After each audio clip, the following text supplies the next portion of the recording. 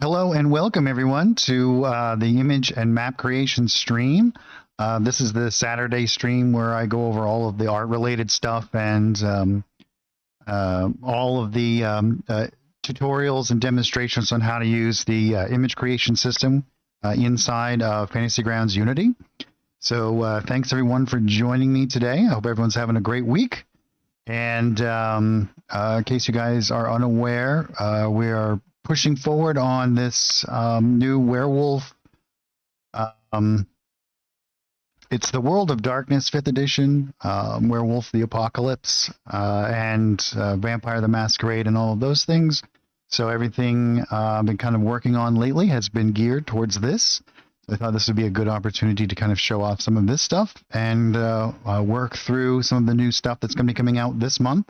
The new art pack that's coming out this month has a lot of themes in it that are kind of related to this stuff as well. And we're moving into the Halloween season, so it's kind of appropriate. Lots of fun stuff. This is the rule set UI for Werewolf that I designed. So we'll be working in here today, making some of these things. And if you guys, as always, if you guys have any questions or if there's anything that you'd like me to see, or if I do something inside of Fantasy Grounds, you're not exactly sure how I've done it, I use a lot of shortcut keys and so on. Oh, thanks so much, Spencer. It's great to be back. And so if I do something and you're not exactly sure how I did it, just let me know, and I'm more than happy to kind of explain there. So if you guys notice, I'm streaming in a different dimensions this week because very ironically, kind of a funny story here. I guess it's more coincidental than ironic, but while I was working on some of this stuff, I had a bat come into my house and actually ended up breaking my monitor. So, let's get in here and look at some of these new animated images that I've kind of created here. So going along in these themes, and this is just some of the ones that I've done for the new art pack. I'm always trying to include a bunch of new animated images. The art packs tend to be a little bit smaller these days because the creation of animated images is a much longer and more involved process. And so in that kind of limits the amount of time that I can dedicate to a lot of the image creation. But still a lot of great stuff. Super excited about a lot of the things that are kind of coming out. And so what I can do here is let's create a new, I guess I can just kind of grab one of these and we can create a new image record here. And if you guys are unfamiliar with that, we can always just from the preview, you can grab one of these items, right? And it's going to pop up a preview and you're going to get a little button here that says create image record. And that's going to jump right in here. And you can see what this is. It's like a cloud with some lightning and whatnot kind of streaming around it. All of these images can be used in the painting system as well. So if we go over to our stamp, for example, we can drag and drop this guy right in here. And then we can kind of stamp some of these around in addition. So you can see this pretty accurately kind of put this around. We're going to be using some of these in today's. Okay, so we have a question here.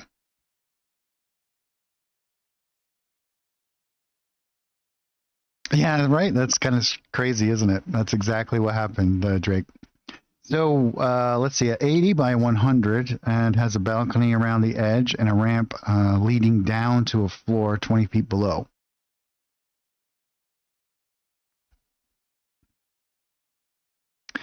Well, that's a good question. And depending on how you approach the scenario, there's lots of different ways that you could kind of do that for sure. So a large room, 80 by 100, and has a balcony around the edge and a ramp leading down to a floor 20 feet below.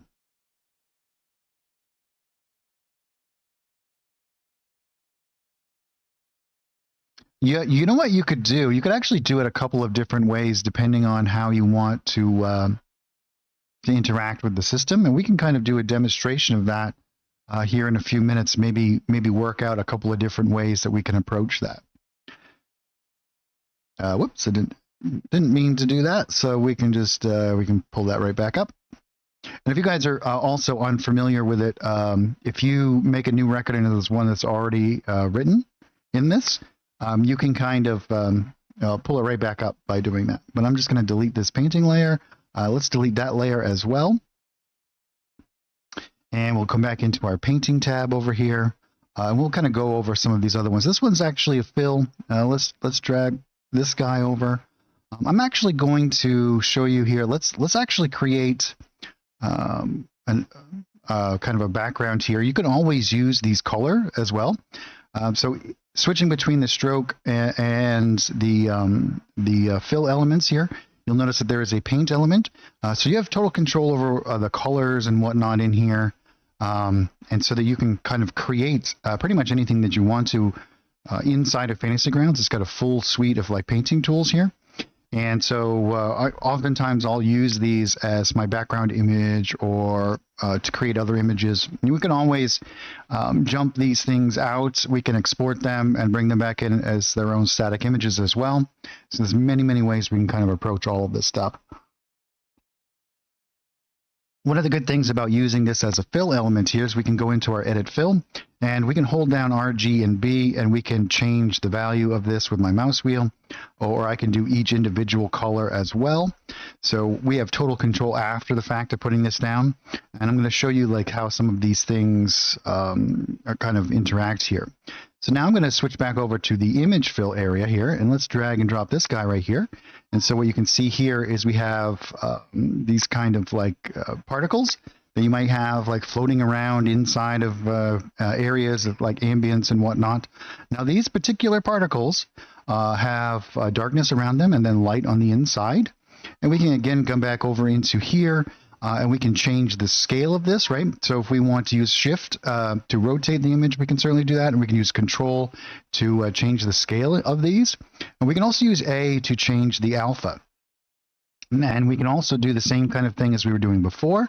If we want to make these a particular color, for example, we can certainly do that. So we have a lot of control over this kind of stuff after we kind of add these into the environments here. We could even make them completely black. And you can see we can get a really nice kind of ambient kind of effect by using anything like this.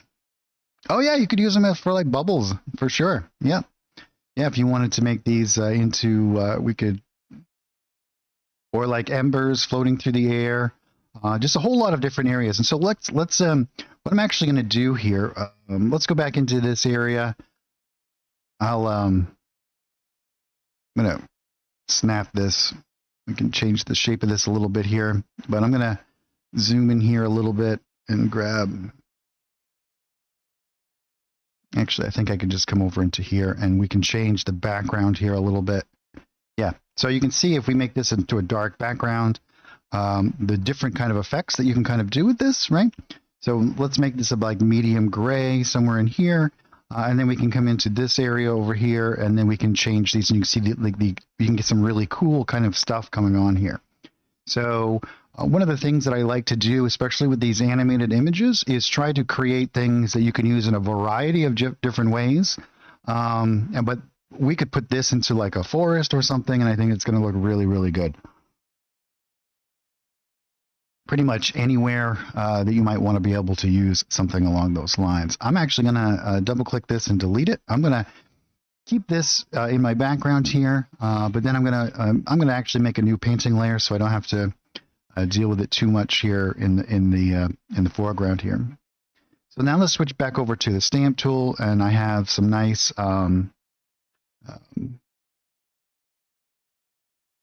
like webs and whatnot that we can kind of use here. I think I'll just drag and drop these things out. It might be a little bit easier here, because now we can come back into here and let's make this a bit darker or lighter. And you can see we have some nice little like moving webs that we can kind of place around in these corners and whatnot. I'm just going to grab this and drop this down in here. And we're just going to reset that really quickly. Yeah, so you can see these nice little moving webs that you can kind of put into the corners and whatnot. Let's delete this. Let's go back into our painting area. Let me show you how you can kind of build these up into more advanced kind of images here.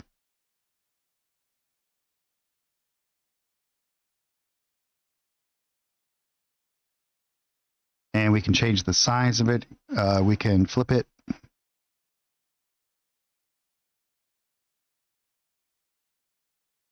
And you can get these really nice kind of effects of these webs. And I'm imagining these to be in like the corners of rooms, lots of cool stuff like that, right? And we can even come back into this area down here, right?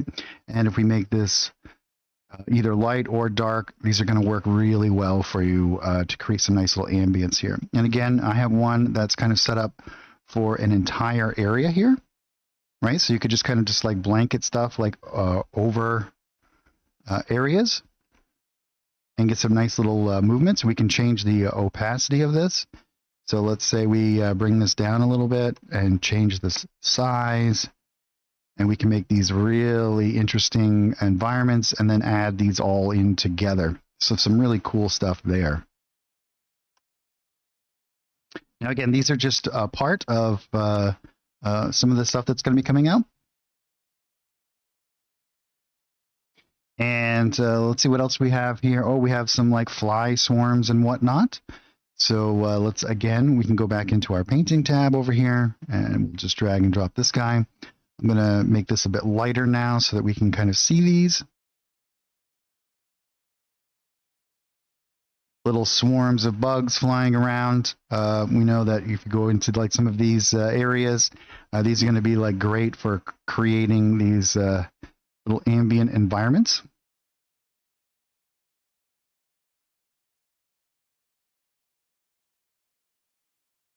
Super cool stuff there. And we can move these around and do everything that we can normally do with any of the images that we kind of create there. Yeah, do they? Exactly. Into some of these other things here. And then again, we also have, I have created some nice bat swarms as well. So we can kind of put these into areas and add a whole bunch of different dynamic. And I have some other bat ones in addition to this. So ones that we can kind of use in lots of different areas. So super fun stuff. I think that some of these cloud ones are my favorite.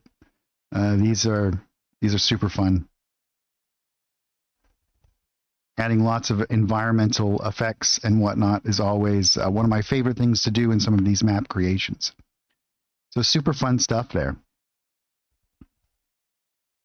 And there's going to be a whole bunch of other static images in this art package as well. I just wanted to show off some of the animated ones that I have been doing. And there's some additional animated stuff. This further like bat swarms and other kind of ambient effects. So yeah, super fun stuff. Let's go into Spencer's question here and see if we can't figure out what we can actually do here in this kind of environment, right? So we'll start to make this environment. Let's go into well, let's use the castle one. I think that might work pretty well for a demonstration. We can go into our, let's see, what do we have? Some walls here and our fills. Yeah, we'll grab something like one of these. So let's switch back over into here. Let's go into our fill here. We'll grab one of these like tile floors as our roof. Let's do something like, let's do this cracked checkerboard here. And then we can go into our brushes. We'll grab one of these walls. Stone trim. We have brick, some railings,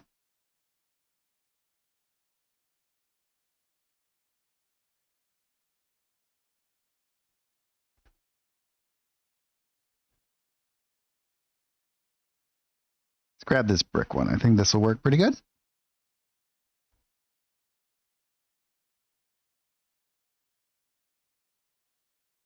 So is this a rectangular room, Spencer? Is that what you said? Yeah, 80 by 100. So we'll kind of make a bit of an oblong room here.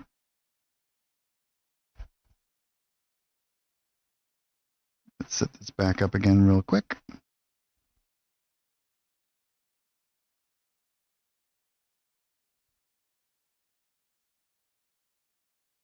Make sure we have our rectangular tool here selected.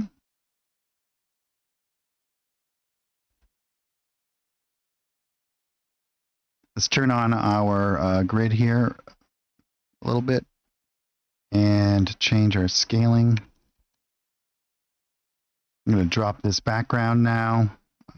Lower down the opacity of this bit. And switch back over into our painting area over here. Let's grab this. I'm just going to snap it so that we have a nice little snap to some of these elements here.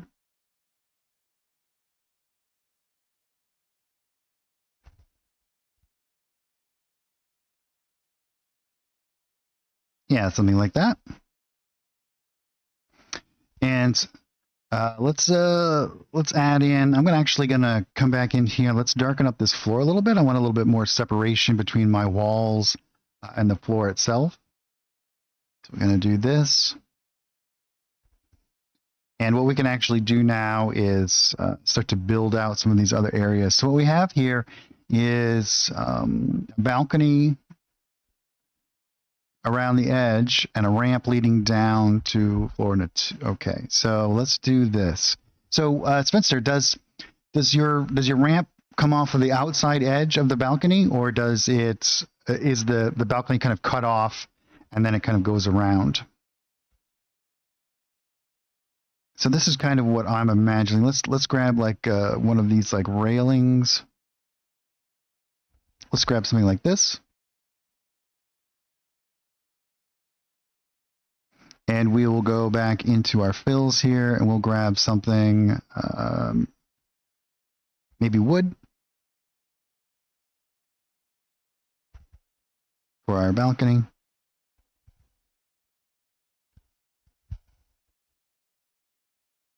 Okay, so I'm actually going to make another painting layer and I'm going to do this underneath. So what I'm actually going to do is I'm going to hold down Control and make sure that I have my rectangle selected.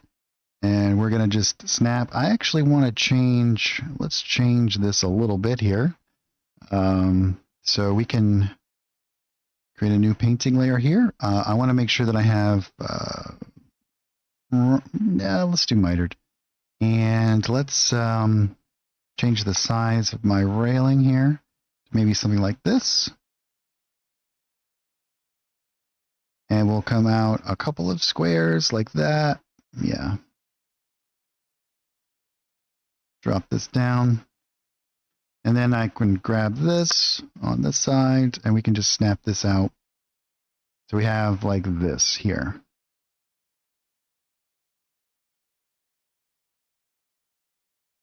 You know what? I think that this is probably going to be easier to do if we do these in separately. So let's delete that for a second. Let's go back in here. Let's turn off our stroke for the moment. And let's grab, again, we'll just snap this out here to something like that. Bring this over to there, and then we'll bring this down, keep it on our grid here. And then what we can actually do, if we come back in here, we could add to this. Let's say we have a little area that kind of comes out. Right, so this is why I'm thinking about doing this in two separate ways here. What we can actually do is kind of snap this out, and then we'll create another little element that kind of comes down like this. And so this will be our little walkway with a ramp that kind of leads down. Now, if we were doing it on the inside, we would do it a little bit differently. But if we have this little bit that kind of comes out, it might be a little bit easier for us to kind of understand that. And then we can turn off our fill and switch back around and turn on our stroke element. And the reason why I would do it this way is so that we can manipulate this a little bit differently than our actual fill element. So, and we could even do this with another layer, right? We could do it like right here. And I'm going to switch over to my tool here, my line tool, because I'm going to start right here and I'm going to snap like this to this outside, right? And I'm just holding down Control so it's really easy for me to snap to this grid. And then we can pull this all the way up to maybe like here, and I'm going to double click to kind of end that. So we get this kind of element here, because you're going to want to have this railing here as well, and this coming down. And then we can have other elements down here as well, right? So we can kind of interact with this a couple of different ways here. And then what I would actually do, I think if we go back into our decorations, we actually have some of these. Yeah, here we have like the post. And so let's switch over. And I'm going to add like these little end caps onto some of these areas. And I'm going to fix some of these corners by just stamping in here.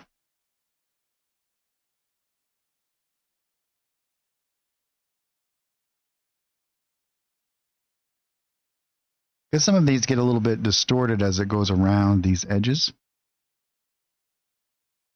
And to alleviate that completely, right, you can just use the railing without it, and then you can stamp these in. But we're just doing this really quickly, so it doesn't have to be super exact here as we're kind of creating this, right?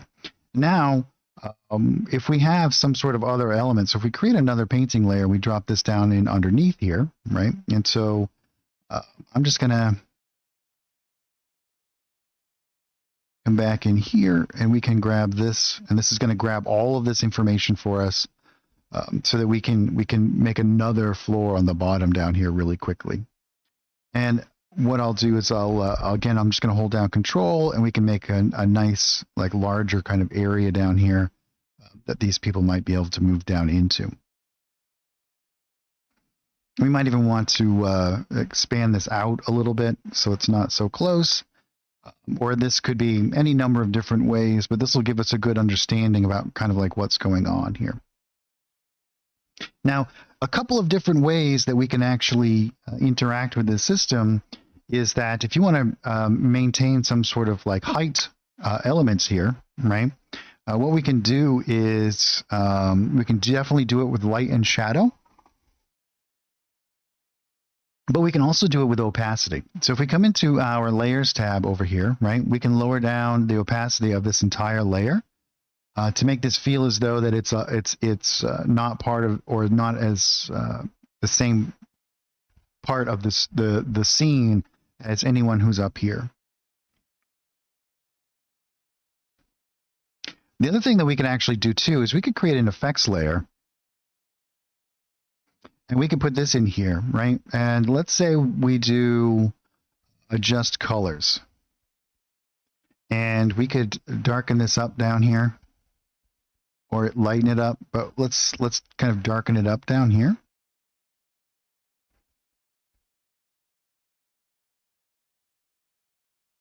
And you can see that this is going to like darken up that whole element down there. And then as people move down through, and you could even actually move this up to include this and then mask it out, right? So if we were to add a mask here, and then I'll put all this stuff kind of back in, and then we can come in here, remove some of this, and we can blur this out a little bit.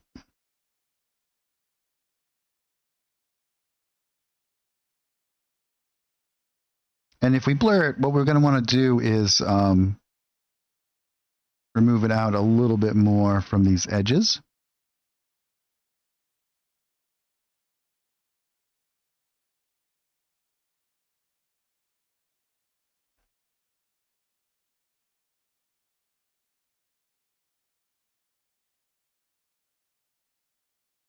I think that would probably be the easiest way to kind of interact with that, right? Because then what we can actually do is you can just turn this off when they go down into these lower areas. And you might even want to, like, if we were to group this all, well, we don't want to duplicate that. We want to create a folder. And we'll put this folder here at the top, and we'll grab all of this stuff, including this. And then we can just kind of drop this out when they go down to a lower area. Or we can even come into here, and if you want to keep a ghost image that's above it, you could just kind of fade this all down.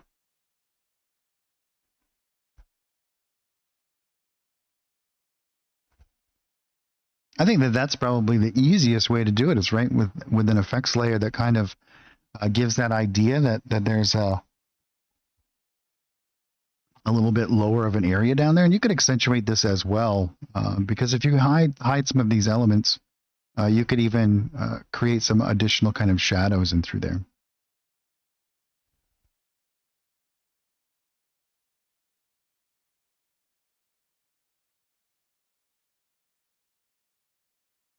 Howdy. So what kind of map should we build this week? I'm thinking that we should do something that's a little bit on the spooky side.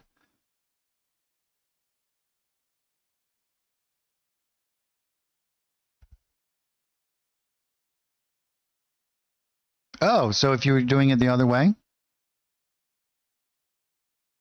Yeah. So you would just do it exactly the opposite, right? So let's delete this, and I'll get rid of this one in the background, right?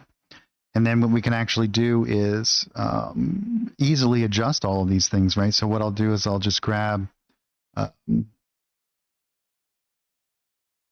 let's go, here's this floor. And so what I'll do is put this up. No, you know what, the way that we would do that is I would come back into here. Let's turn the stroke off. And that's the floor.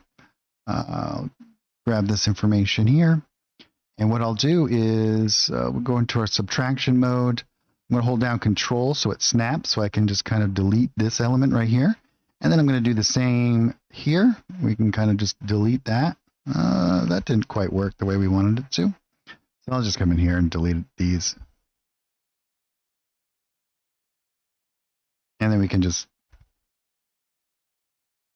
line this right up. And let's say we're gonna kind of be coming in through here. So all I would have to do is still in my subtraction mode over here. We'll subtract out not that.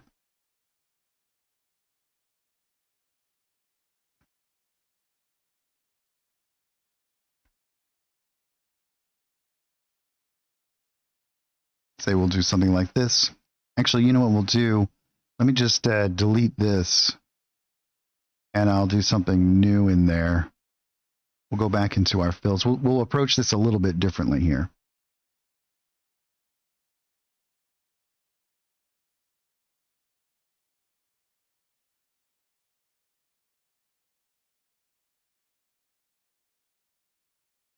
Nope, don't want to delete.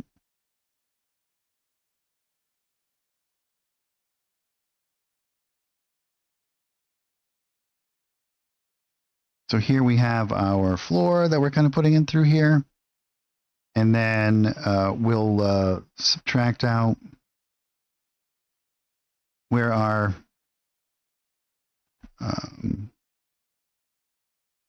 ramp is kind of coming down, right?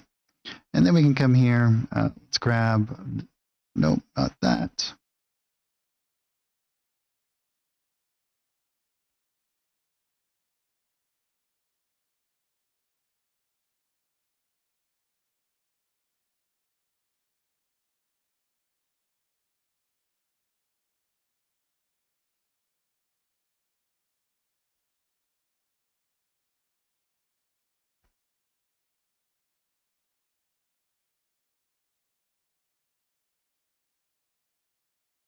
Weird.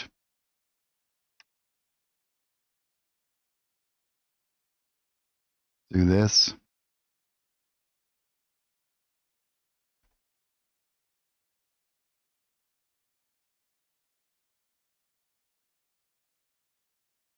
And we'll build this exactly the same way. And then we'll do something like that. Ooh, that's interesting. We'll put this on top. That didn't quite work the way that I wanted it to. Let's try that again.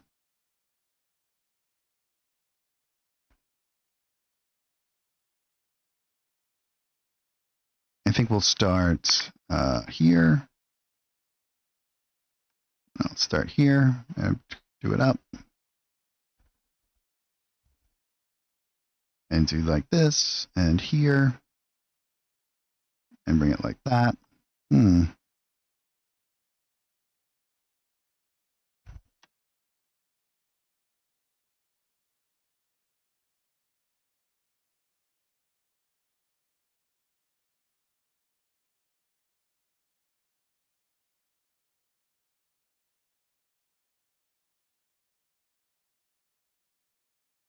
Yeah. So we're kind of doing exactly the same thing. Let's move this back so we have a little bit more space there.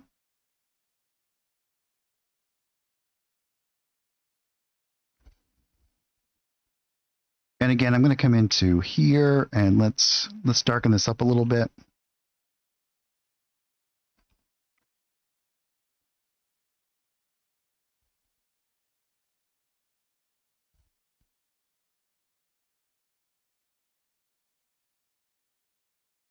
Clean this up slightly so that we have a little bit easier of a time to manipulate all this stuff.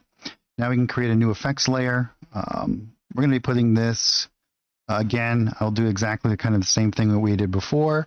You can see that this is our railing here, right? So it's not going to be affected, but all of this can be affected down below. And go back into our effects layer. Let's make this into an adjust colors. And I'm going to enable a mask. And we'll bring this out to be something like this. And then we can adjust that down, maybe something like that. And then I'm going to hold down Shift and maybe bring it to somewhere like there. And then we can blur that out.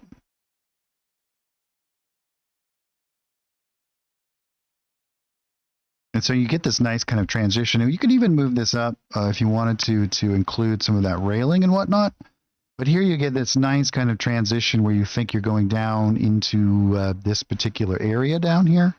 I find that using the darkness into like the kind of like down into the unknown, and by leaving a little bit so that if you're up here on this railing around the outside, you can still kind of see what's going on down there.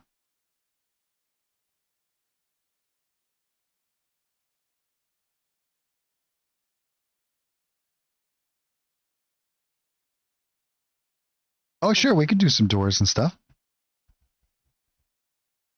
Down in the darkness, right? And we can add some elements down here as well. So if we were to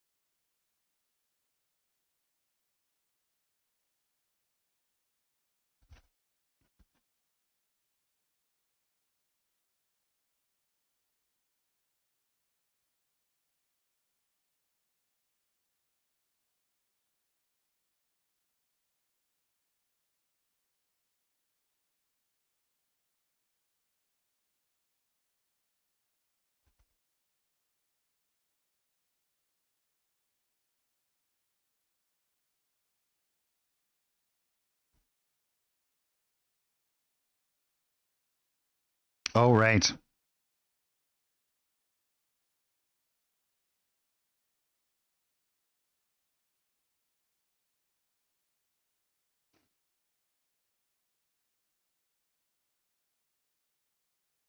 So yeah, what should we make this week, guys?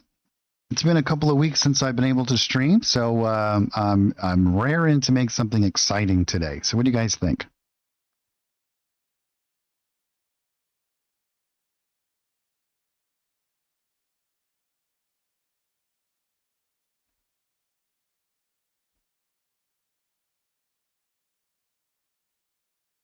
Should we do like some sort of tomb or something? That sounds kind of fun.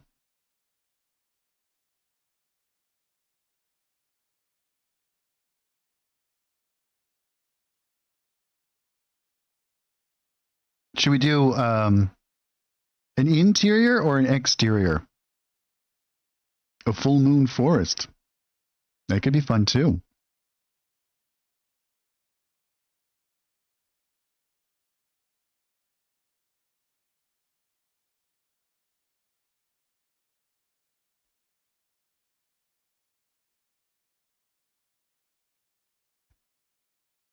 Should we do a forest? Like a creepy forest? Yeah, why don't we do that?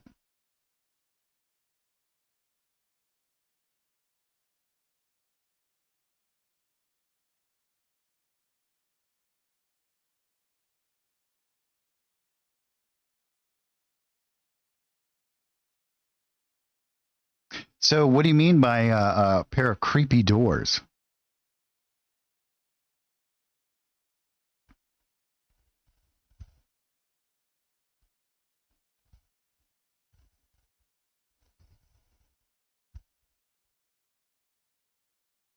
Not a map, but an image? Yeah, we could do something like that as well. So what do you guys think? Should we make like a handout style image? Or should we do a map of a forest?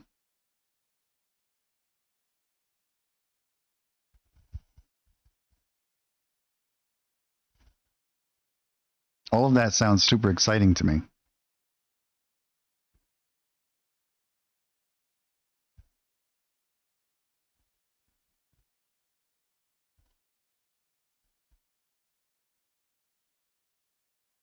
Yeah, we could definitely do both. As far as like time goes, we're probably not going to get them both done today, but we can certainly start them for sure.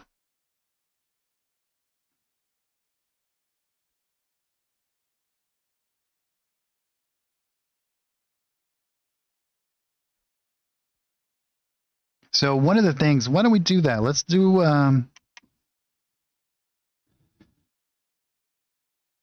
Yeah, forest is useful for sure. But why don't we do something really quick here? Let's. I'm just going to delete all this stuff, and we're going to start fresh. Let's move this up. So if we look for, if you guys are unfamiliar with the search feature inside of the assets window, if you like me, if you have the art subscription, or if you do have a lot of different stuff in there, all of our official content has tags included in them so that you can search for specific elements, right? So if you're looking for brushes, things that are going to be used in the brush section of the painting tools, you can just type in whatever you're looking for and brush, and it will bring up those specific type things. There's a new one that's called animated. So if you just want to look for animated items, you can just search for that. It's going to bring up all of the different elements that I've created that are animated. The same with like fill. So anything that's going to be used in the fill section of the painting tools, they're going to have that tag on there. So you can kind of refine your searches pretty quickly and pretty easily. And the search functionality works great. And I would definitely suggest that you guys do it. So here, if we type in wood fill, we're going to get a bunch of different like platforms and wood and whatnot that we can kind of use here. Anything that's got this fill image element to it, right? To all of these different stuff. So one of the cool things that we can kind of do is quickly kind of get through all of this stuff. Oh, yeah. I think that Derek handles a lot of the wiki implementation. I don't do any of it. So, and if you guys, obviously, if there's anything that you guys think that would become a useful feature or whatnot, we're always looking for feedback. So you guys are more than welcome to throw your ideas at us. In fact, we're going to be doing some overhaul on the asset window itself. So if there is anything that you guys feel as though would be a great improvement to that, just let us know.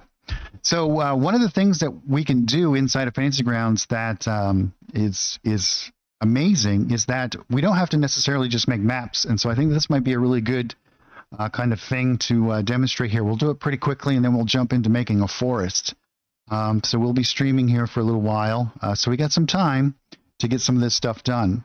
So what I'm going to do is I'm going to make a set of like creepy doors, right? And we can maybe we'll do like one that's a little bit open and some stuff kind of coming out of it, right? So we can do a lot of different stuff in here. And so the first thing that I'm going to do is I'm actually going to make like this background. So what do you think that these doors go to, right? Like There's going to be like stonework around them. It may be in the side of.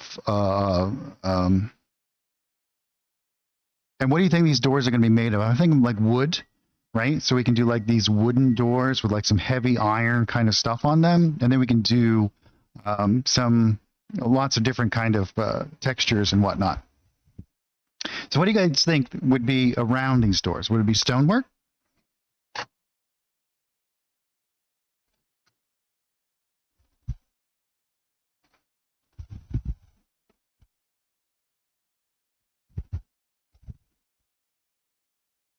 Tomb entrance from the forest. Awesome. So do you think that it would be like this rough kind of stone? Because what we can do is, and only thinking outside of the classic kind of way that these systems are usually used, we can also use it to make really cool like handouts, for example, right? Like illustrations that you might want to share with your players. So here I'm going to do the exact kind of same thing here, right? So we can do like stone fill, if I can type correctly. And we can get some of this like stonework, right? Something like this. Now this is typically the kind of stuff that you would be using for like the ground or whatnot. But we can grab something like this, right? And then switch back over. We're going to turn... keep our stroke off here. And yeah, that should work pretty good. And again, I'm going to hold down. I'm actually going to do the ellipse. And the reason why I'm going to do the ellipse, because we're doing a little bit more of an illustrative kind of thing here. And we want to make sure that we have our overlap set to there. And we'll be able to manipulate this pretty well, I think, right? So we can come over into our here. I'm going to make this a bit bigger. And we're just going to change our shape here a little bit. So let's maybe like grab this out.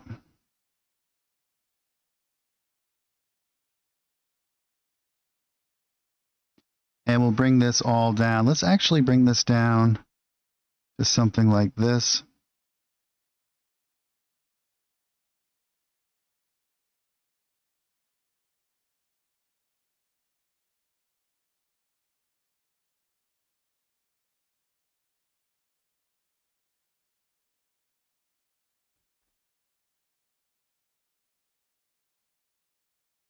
And let's just move these over to something like that.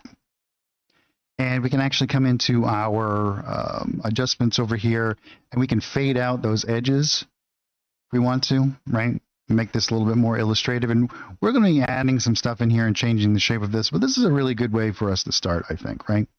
This will be our little beginning area over here.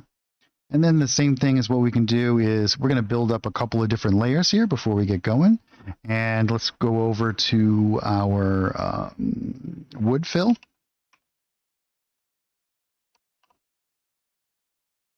And I think I'm going to use something like this, or maybe like this.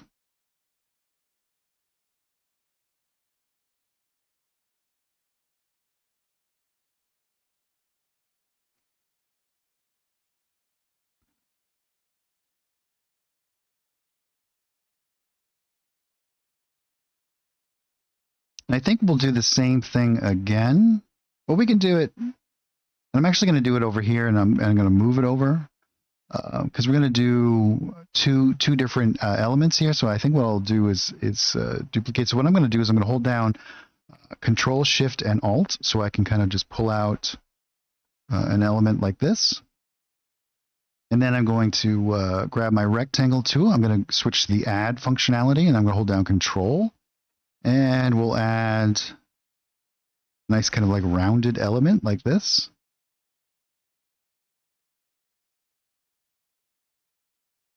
I'm going to switch back over into here, and I'm going to rotate my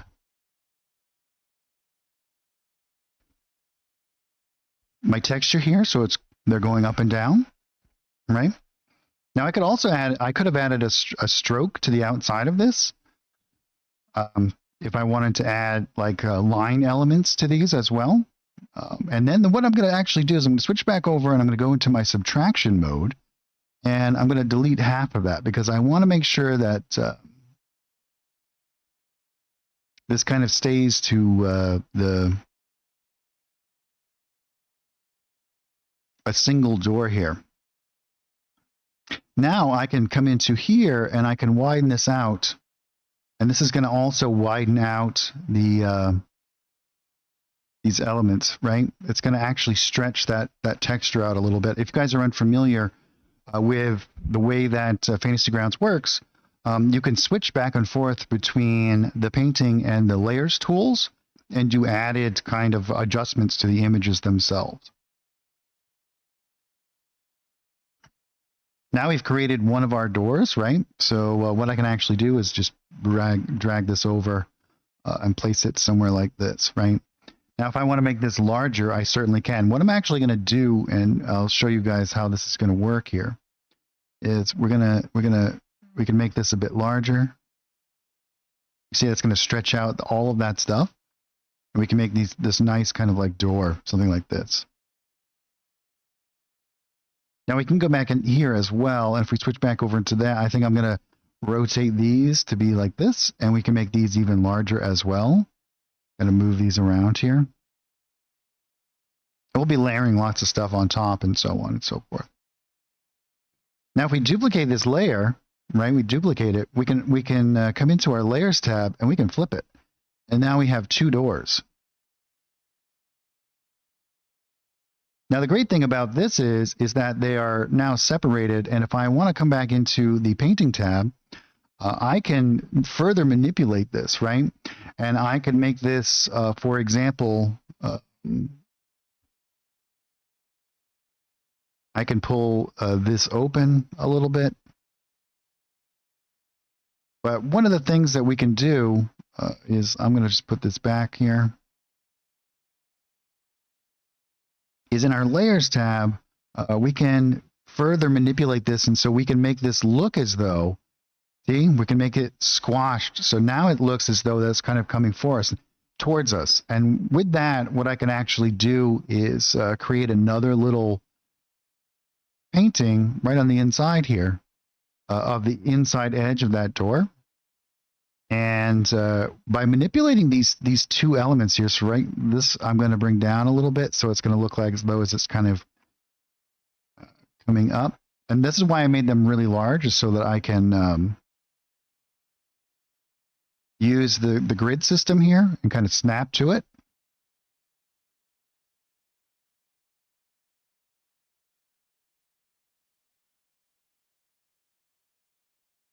Now, if I switch back over to here again, right, what I can do is, I think what I'll do is I'll just go to my color fill, and I'm going to grab my tint, my color picker, and I'm going to grab one of these like darker elements here, maybe something like in here. Hit OK.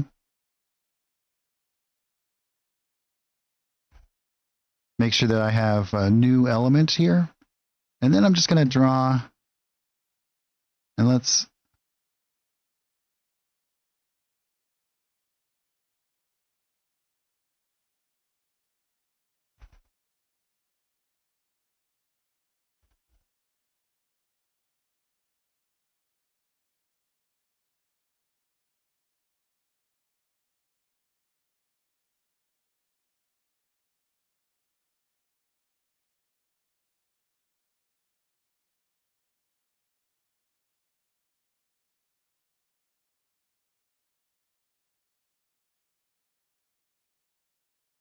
make this not quite so thick.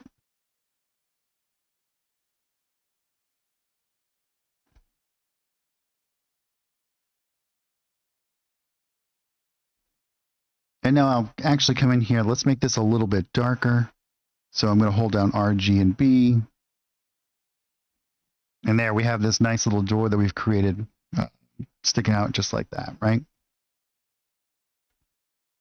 Now, the really neat thing about what we're kind of doing here is that we're going to be able to add in all of these different kind of elements and be able to build on top of what we've created here, right? So I'm going to come back down into here. And the next thing I'm going to do is I'm going to make my doorway. So the way I'm going to do that is pretty much exactly the same way that I did before. I'm going to use this element, but I'm gonna bring it all the way down to black, and we might want to adjust this after the fact.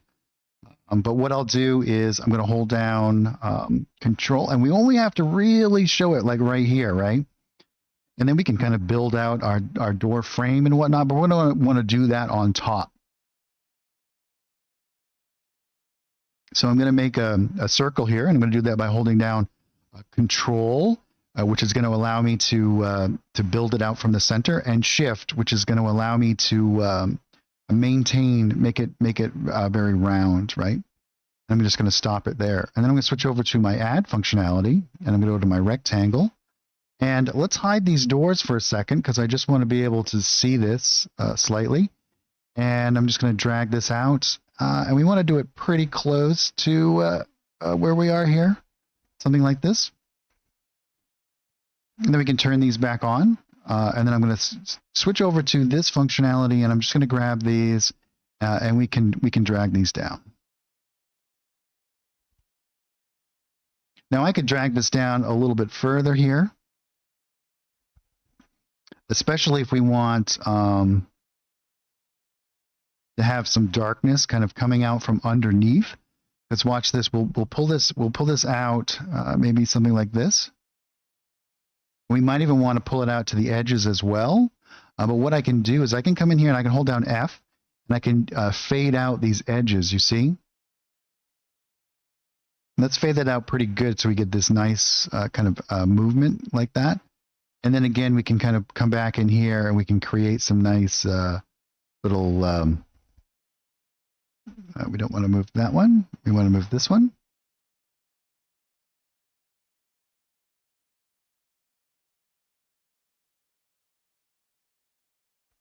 And we can build out some ground down here and do all of this stuff as well, right? So let's grab some of this and move this out. And we see we've created this nice little like drop shadow from on there. We'll have to build some hinges and whatnot.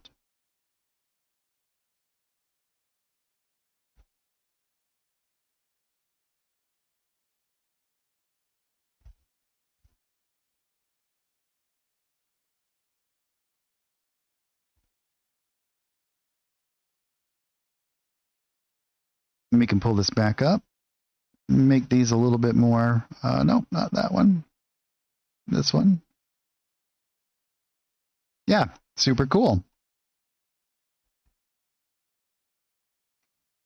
Now let's start to build up some of this stuff that's going to be around here, right? There's going to be some framework around our door.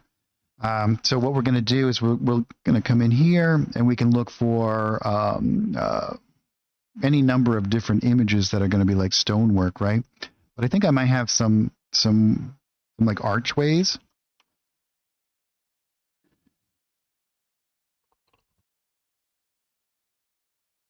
That we can kind of use in some of this stuff, right? Like these kinds of elements might work really well. So here we have something like this that we can just kind of grab. Right? Something along these lines. So if we go back into our stamp over here, let's grab this and let's rotate it. And let's make this a bit bigger. And now this is going to be in our background back here, right? And so we're going to have to make some adjustments here.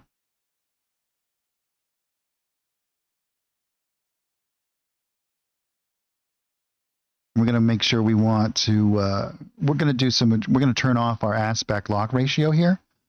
So that we can change our width to whatever we want to, but maintain that height. And so we move this down to maybe like 15. You can see we can change the shape of these, right? So this is going to take a little bit of guesswork to kind of put some of this stuff together.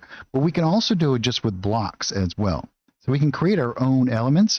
And don't forget, we can actually go into and create elements. Let's say, for example, in another little window, and then we can export those. So anything that we need, we can kind of create, right? So let's actually create, let's go into our images over here. Let's create a new one. And this is going to be our image creation. And I'm just going to drag and drop this right down here, right next to there. So just in case we want to build anything. And then the other thing that we might want is like we could also do it with brushes actually, right? So we can turn off our fill and we can come over to our stroke, right? And we can look for a stone brush, kind of like what we had before. So here we have these kinds of things, and we can actually just build some of this stuff out, right? Something like this might work really well. I think I'll actually create another painting layer here. And so let's grab something like this, and we can make this quite a bit bigger. And what I'll do is I'll just start down here at the bottom, and this is going to be behind everything. So we can kind of build out some of this stuff.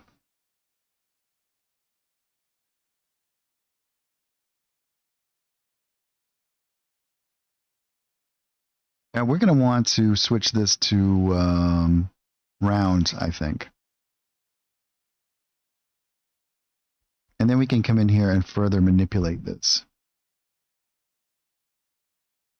Or you know what it would be cool is if we just did, let's do several different kind of elements here. Maybe what we could do is just kind of do like something like this.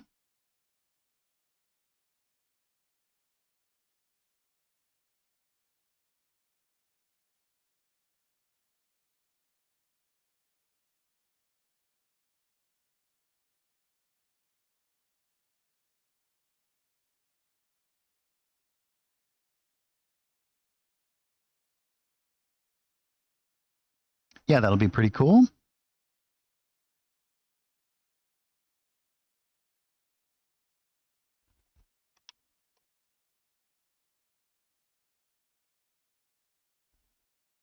And we can grab, I'm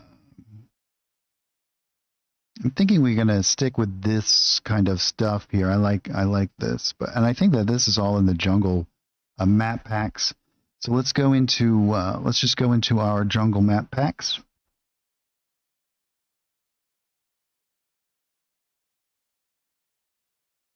And in our decorations here, we don't want this one. We want,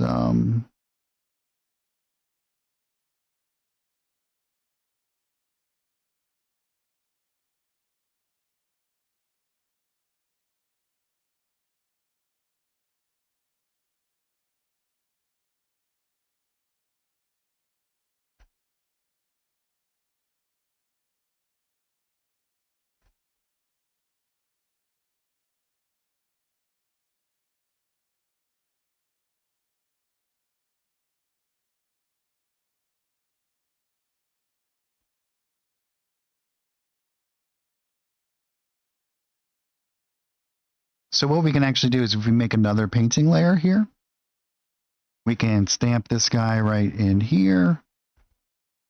And then we can come over to here and we can further manipulate the image, right? So we can grab these little guys.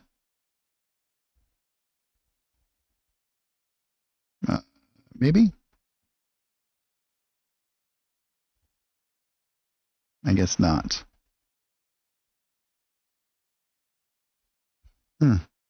Interesting. Used to be able to do that. That might be a bug, so I'll have to report that.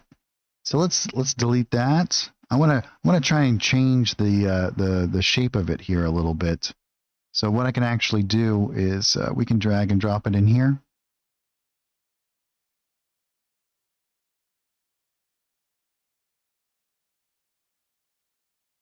And drop this down here.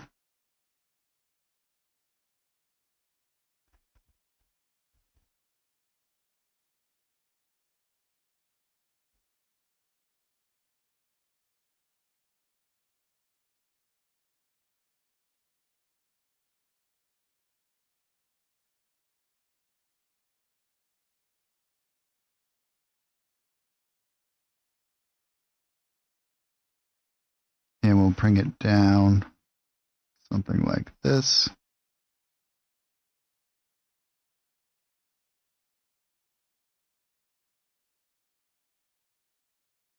Yeah, that's looking pretty good.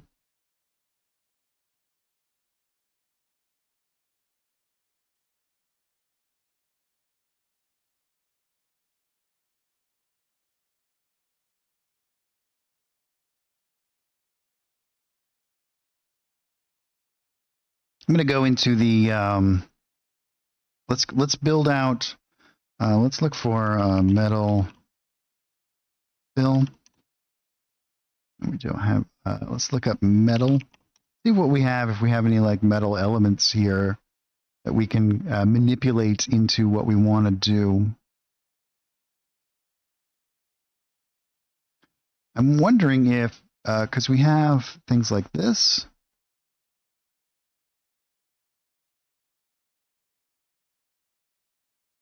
I'm thinking, what do you guys think? We'll use the new image creation area over here to create like some nice like big metal hinges here.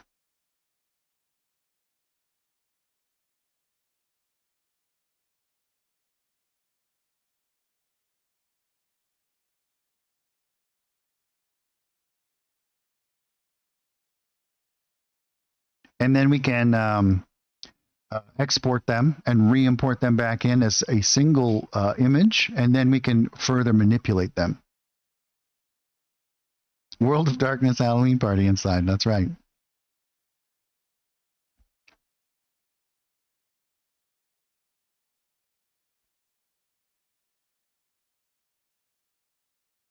So if we go into, I'm thinking the industrial, modern industrial.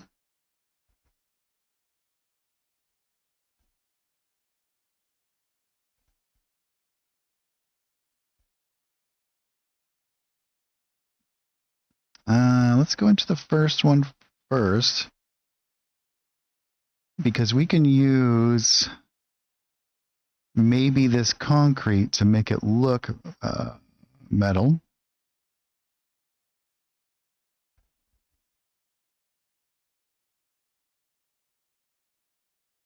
We just need to have something that's nice and textured.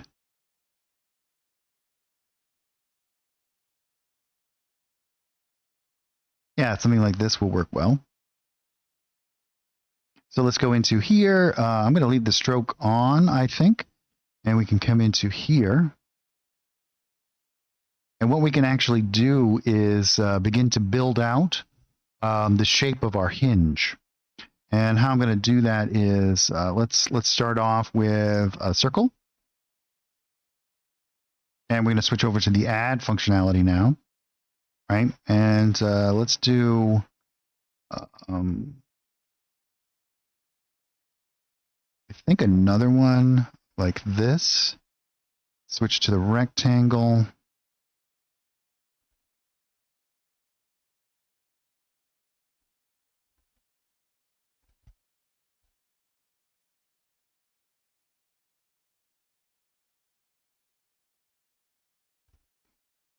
And we'll bring this out to a point a bit.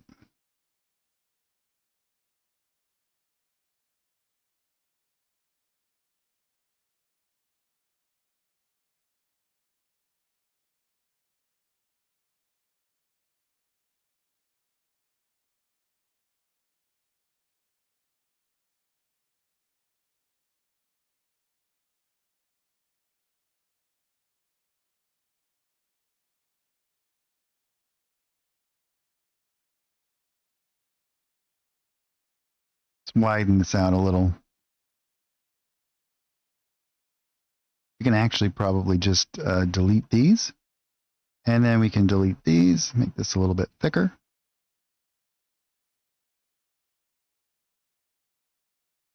And we can switch back over to the, let's go to the subtraction.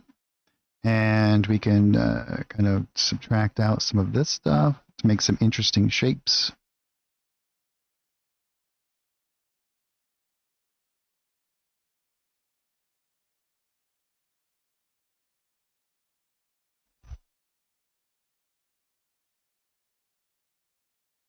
And we'll come back over in here. Let's go to the rectangle. And now we're going to create a new one. We could actually make a new painting tab here. And we can even create some additional kind of elements, right? We're going to add in some little like screws and rivets and whatnot. Basically, what this is going to be is like these big kind of iron things here. So what we're going to do is we're going to create some additional kind of elements. Let's come back down into here, and we can create these like this.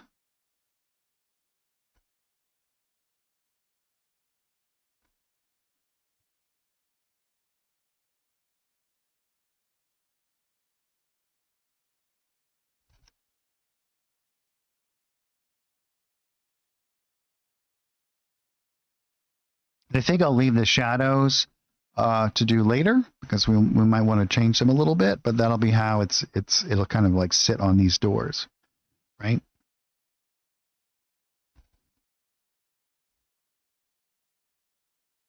And the other thing that we should do is let's well,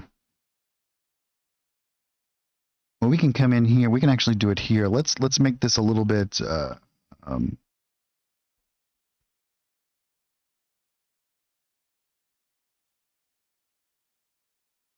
like redder, something like this.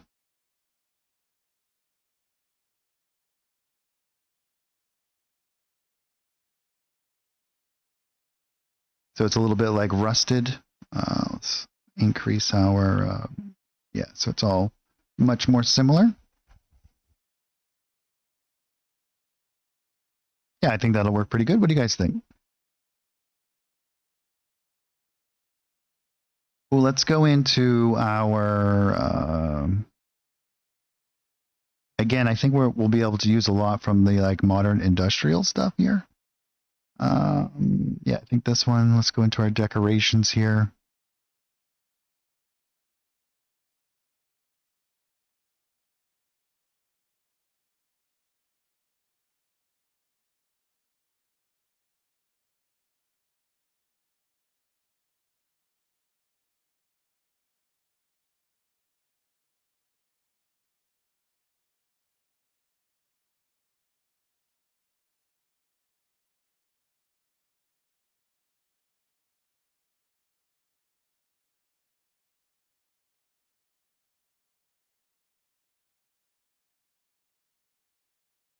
We want to find something that's going to work well. Oh, maybe something like that.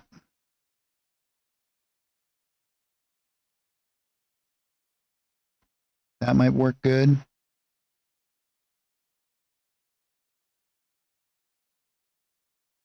This might work well.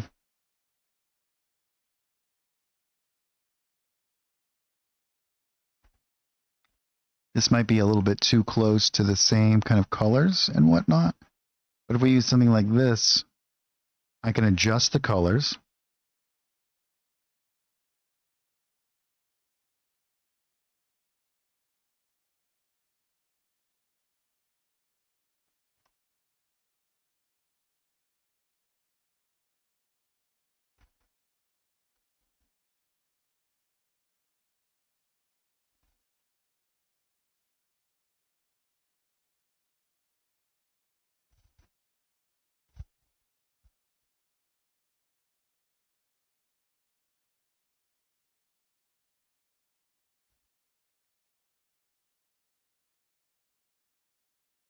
Yeah, I think that works pretty good.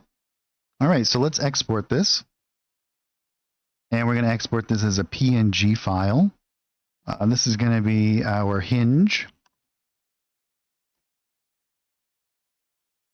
And now if we come back up into our campaign folder and I hit this, you can see there it is, already exported for us and ready to use in our other image.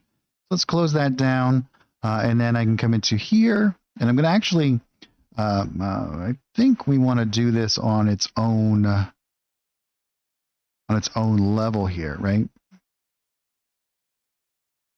Because what we might want to actually do is on that side, we're going to need to squash it a little bit here. So let's kind of do this.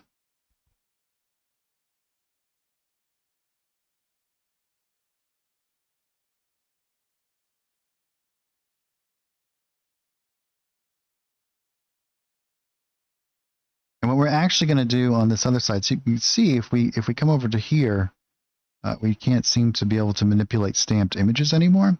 So what we can actually do is if we come over into here, we could drag and drop something like this, and then we can squash it to something like that, right? And then we can lower down its size. Let's flip it, and we can kind of put it around to something like this. And we're going to want to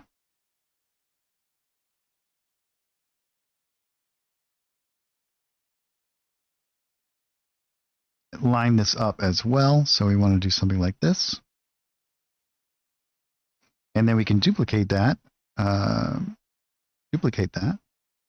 we can bring it down here.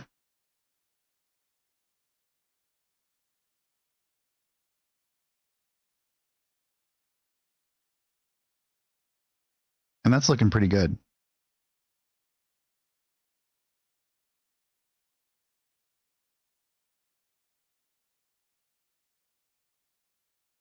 Now let's jump in and begin to add in some additional kind of elements, right?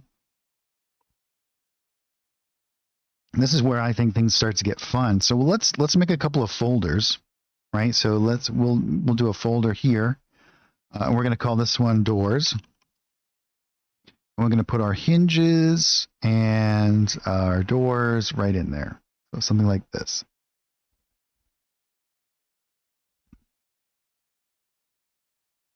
And now what we can actually do is and we'll call these ones hinges as well.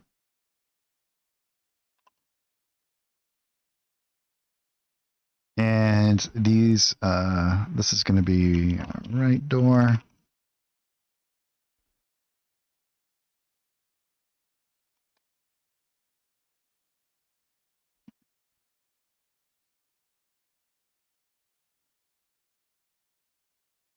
All right, so let's do our shadows, and then we can add in some textures, and we'll do some vegetation. We could even do some grounds down here pretty easily. Maybe we'll do like a little stone path going up to it. What do you guys think?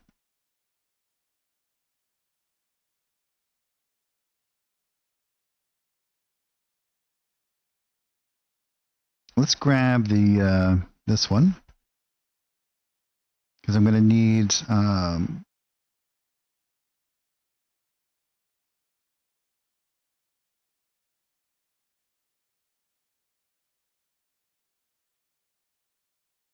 these elements right here. So I can paint in some shadows, but we could also do it with some effects layers. That would be pretty fun.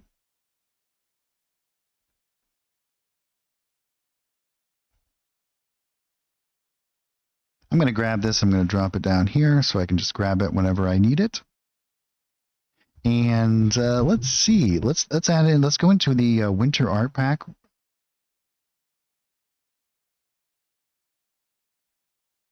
going to go into my effects over here, and I'm going to grab some of this stuff. I think we'll grab this one. Let's go over here.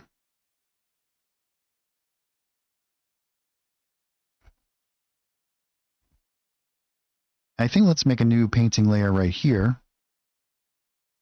And let's make this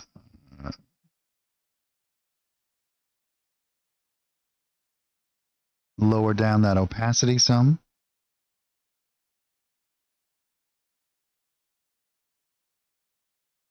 Maybe even a little bit more. We can make that a bit bigger. Do this. And paint this over here.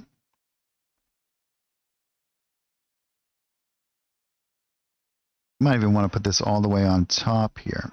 Not inside of there, but up above. So we can add some textures to these doors as well. I think we'll back that one off a little bit.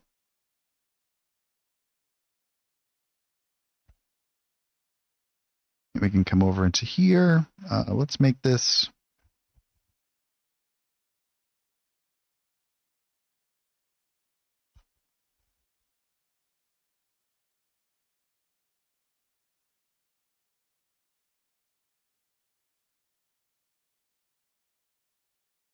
this just kind of makes everything feel as though that things have happened, right? Like get some stains on here. We're doing life has kind of happened to this stuff. Yeah, that's pretty good.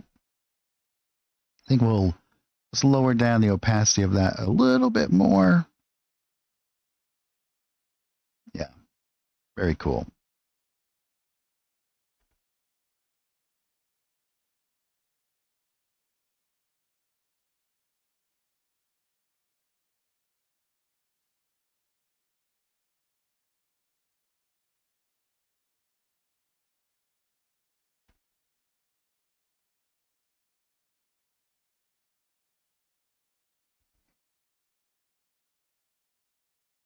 I'm going to grab this one. Let's go back into our painting layer here. We'll go to our stamp tool. Let's grab this guy and drop him right in here. And I'm going to make this black. And I'm going to lower down the opacity of it a bit. I'm going to do a little bit of stuff kind of coming out like this.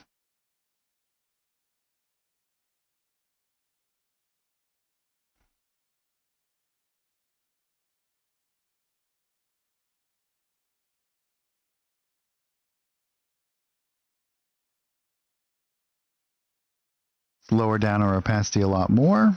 I'm going to make it oblong. So I want my width to be the same, and my height to be something like really long, like this.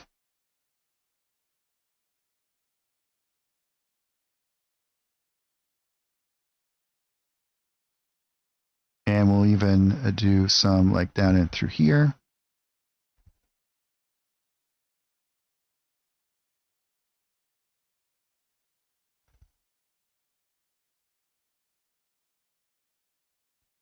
And a little bit on this edge as well.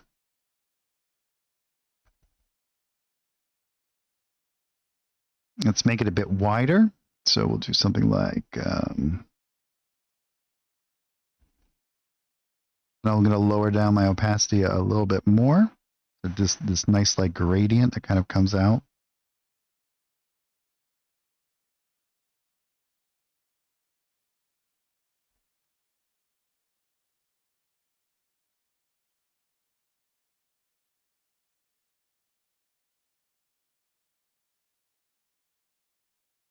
Now, because these doors, if we go into our doors tab over here, we can go into this right door, right? And we can darken this up. So I think we'll make this a bit darker.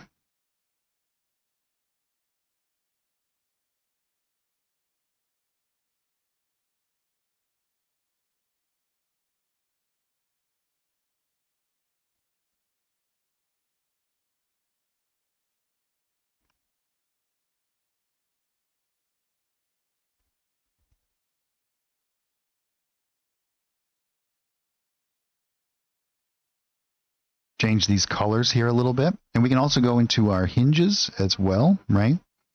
And we're going to have to do this on the layers tab because these are stamped and brought in here. But we can also like darken these up some.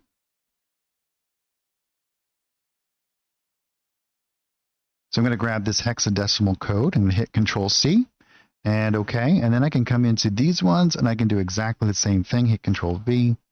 OK. It's going to match those up.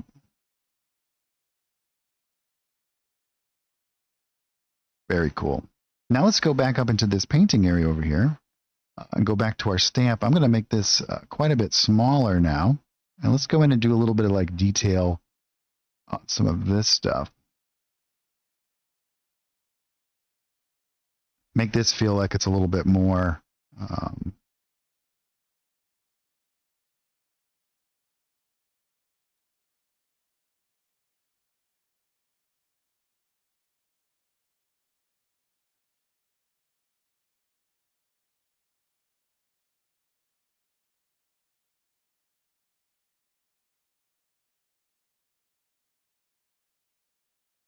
and I think what we'll do is let's go in on the doors themselves, right? Let's go to the left door first. I'm going to do a little bit coming out from underneath this stuff.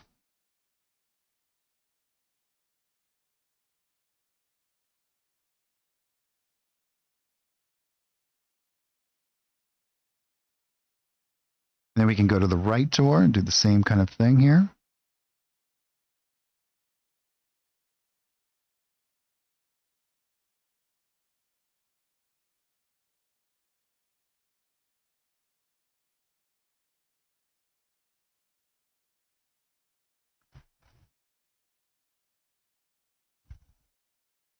Super cool. All right, I think that's enough that we need to do for that kind of stuff. Let's add some additional kind of decorations to it though and stuff, right? So let's go to, I think we have like some vines.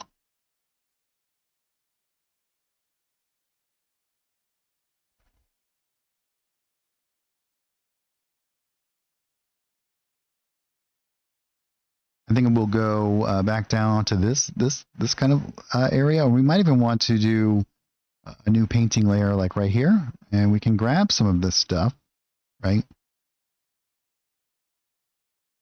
And again, I'm going to make it a bit darker, kind of blend in with what we're doing here. We can kind of stamp some of this stuff around as well. We can make this a bit wider. It's a little bit too wide. It distorts it a little bit too much. So let's bring it in a little. Maybe like 4.5. Yeah. Let's flip it.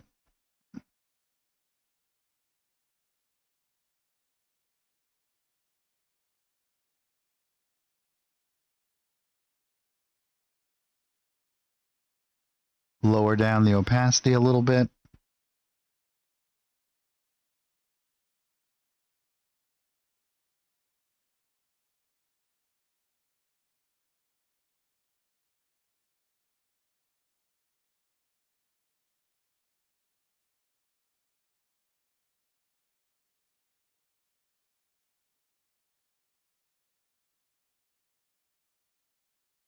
Yeah, that's looking pretty good.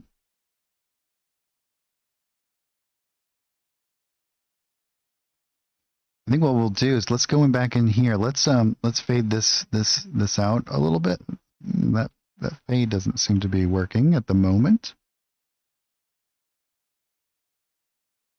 We can actually I wonder if it's because of that, but that's okay. We can kind of build. I think what we'll do is we'll add in a whole bunch of different stuff. So I think what we'll do next is look for like a bush.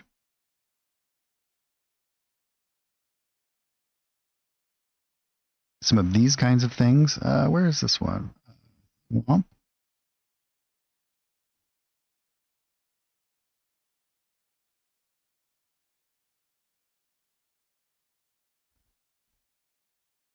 Ooh, this one looks like a good one.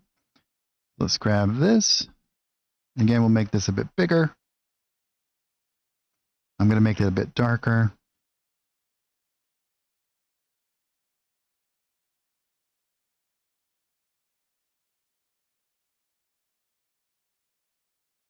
And I think we'll go all the way up. Let's add another little painting layer here. We'll start to add in some of this stuff to build out some of these areas here.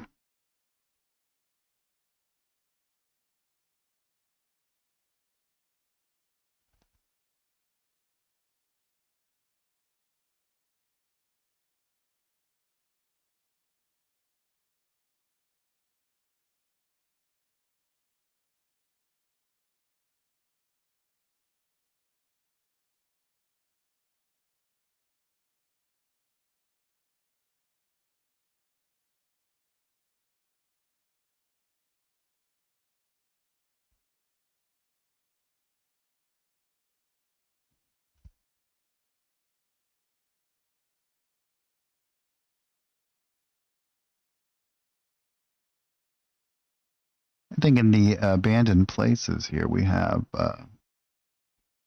some nice darker elements as well.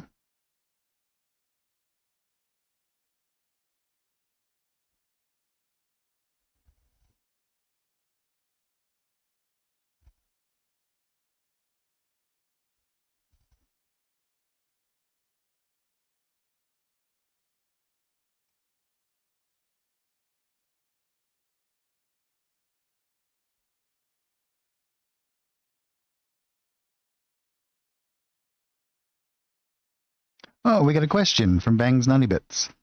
Do WebM maps or tokens significantly affect clients with lower end or modular computers? So as far as I'm aware, right, like the animated stuff, one of the reasons why we're using WebM is that it's very low impact, very small file sizes and whatnot. So it should be pretty accessible. Obviously, the more that you have going on, and if you have lots of different stuff, I'm sure that there is some sort of impact. But I am probably the wrong person to ask about that. I would, if I would suggest making a forum post about it, or looking to see if there was one already, because Carl usually checks that stuff, and he's definitely the authority on all of that. So.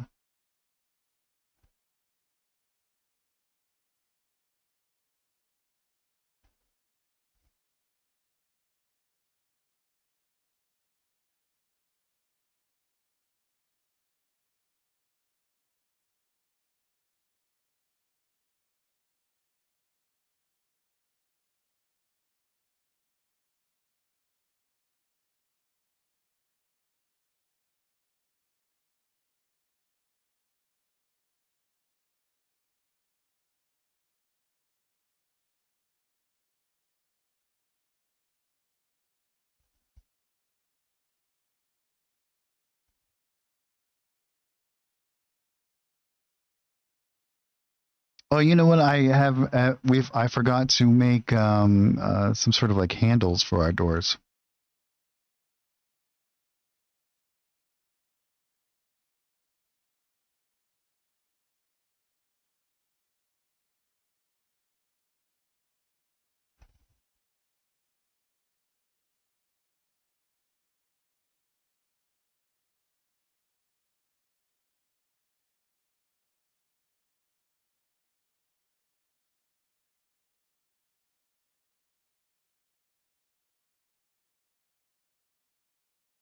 Oh, they open magically, right? Let's do a little bit of like ground here. I think that that's going to really add a little bit. So I'm going to come back down to here. Let's make a new painting layer. Let's look for dirt fill.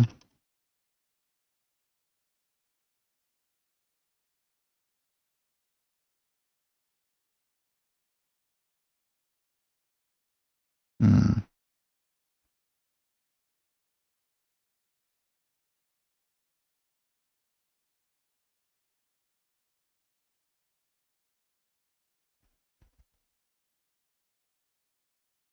And I'm just going to do a rectangle here.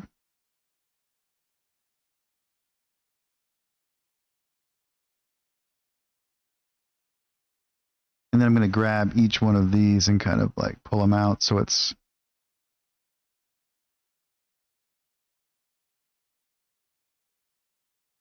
plain like this.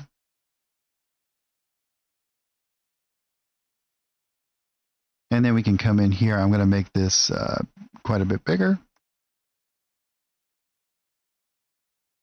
And we can adjust these colors a bit.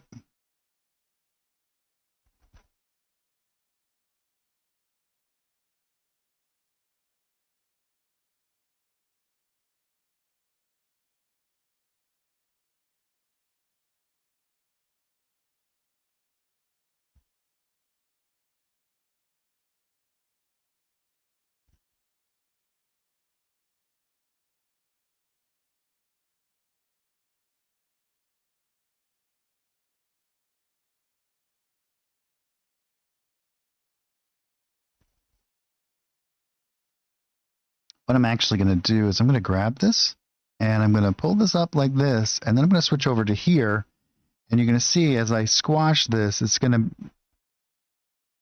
make the element more as though that it's like it's kind of flat surface that's kind of going in. Let's see, if you use a fill to take a small section of a large size map, does FG still need the original map size, or does it trim the size down to... Okay, so yes, it will still load in the entire large map. Absolutely. But what you can do is, if you export the image, so what you can do is you can take a map, cut it down, and then export whatever you need from it, right? So let's say, for example, if let's get rid of this, or let's just hide this because I think I might make some handles for our area over here. But if I were to come in here and like if I went into somewhere that has, like an interior map pack, right? So, and if I were to grab one of these, let's say like this, I can come in here and go, so let's go back to here. Let's turn off our stroke, and I'll grab like this guy, right? And let's say I pull out this section. What I can actually do is, if we go over to the edit, and let's say I want to just trim out this little section here, or maybe I just want like this little area right here. All I need to do now is export that, and it'll export this one particular element, and then I can re-import that and use that. So you can make your own excerpts out of those areas. So you don't have to necessarily use it in your what you're actually thinking. So when you hit this export image, it'll get a little pop up, and you can save it as a JPEG or as a PNG file. And then you can just save that one little bit instead of trying to use the entire thing here.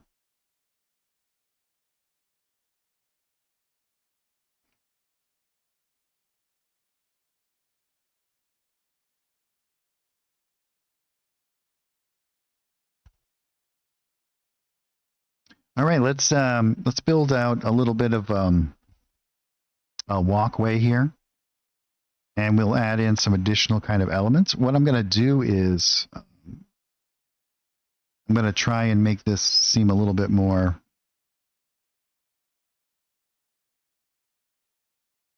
yeah, you should export instead of using the fill, because the fill, you're right, it's going to load all of that into memory.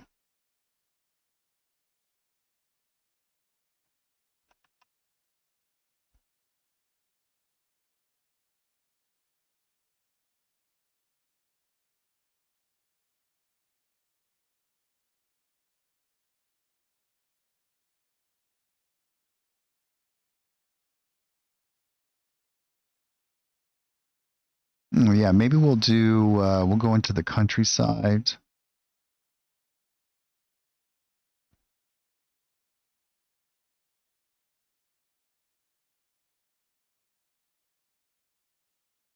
All right, so let's go in there. Because we have some nice elements here that we can use. Let's go into our decorations here. We have some nice like ground. But like these kind of rocks, I think are going to work really well. So let's switch back over. We can go into our stamp mode.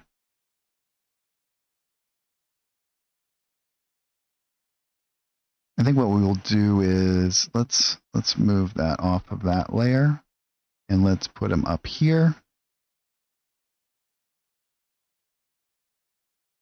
Well, actually, let's do a couple like this.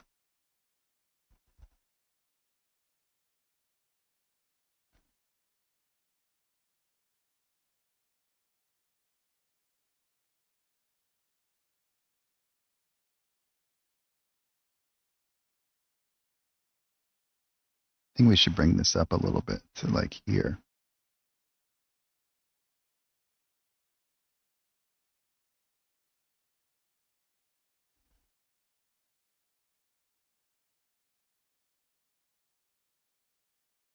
And now we can kind of put some stuff like this.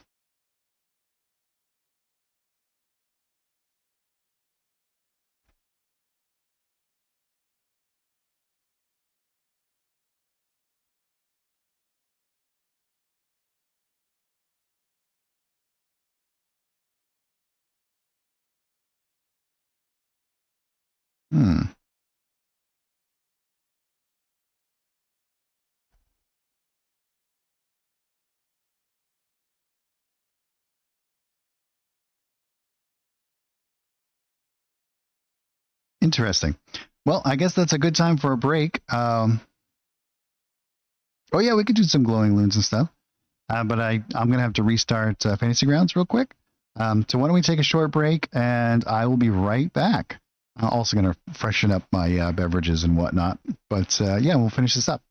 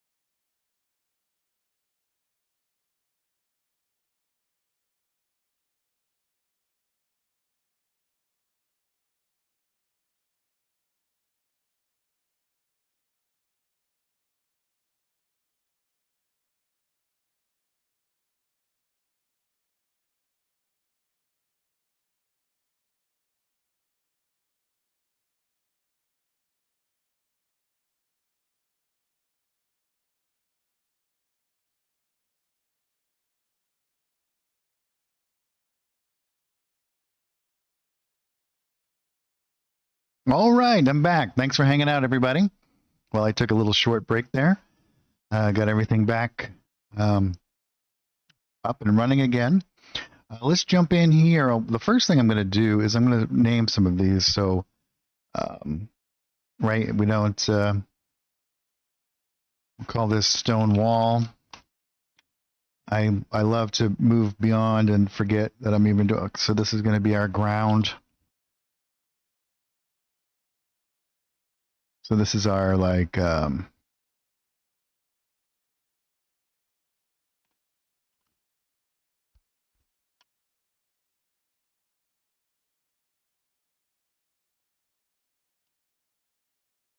whoop.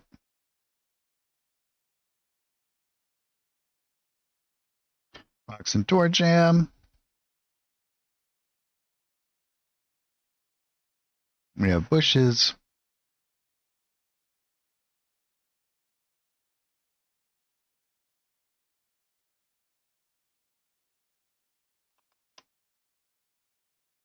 Yeah, there we go. And this one is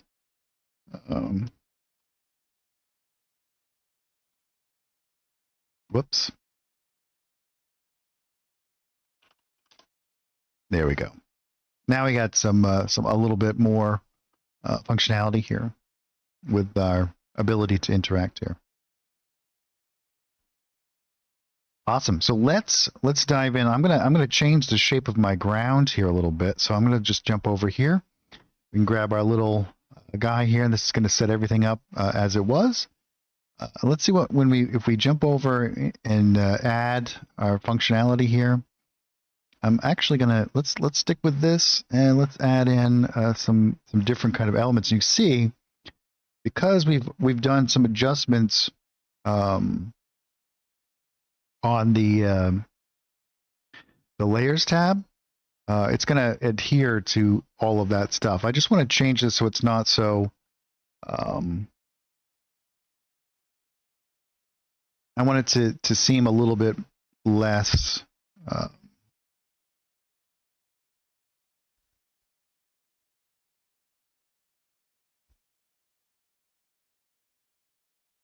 Not so contrived, right? Like not this like foreshortened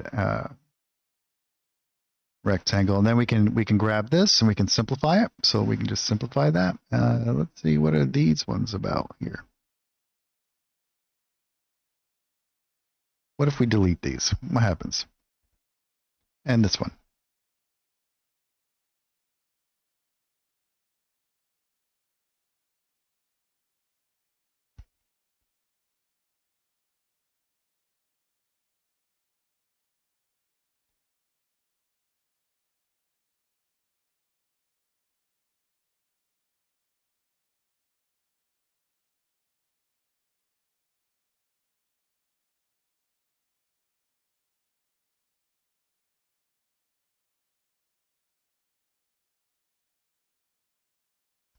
Yeah, so that's where we want it.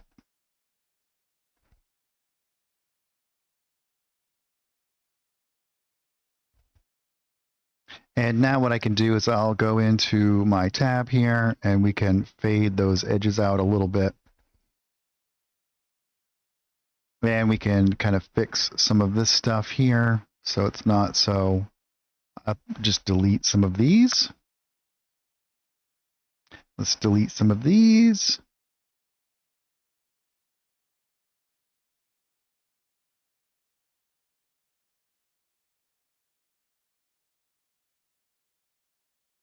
Round some of this stuff out a little.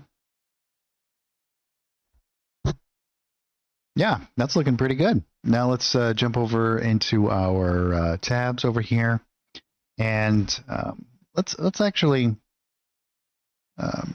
I kind of like how some of this goes in and out, you know, like that.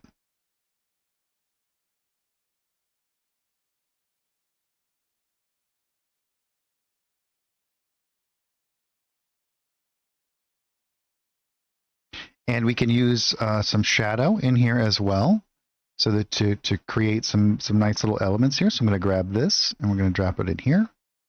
And I am going to bring this down. Let's do something like that. what I'm actually going to do is we want to make its width to be something like this.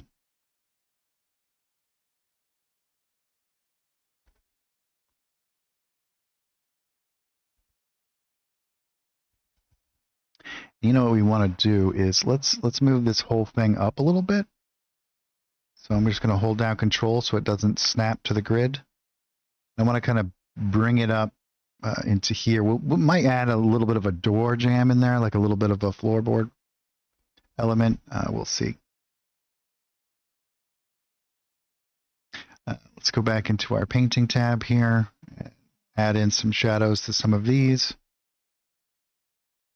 Let's lower down that opacity a little bit more. And so we can kind of build some of this stuff out.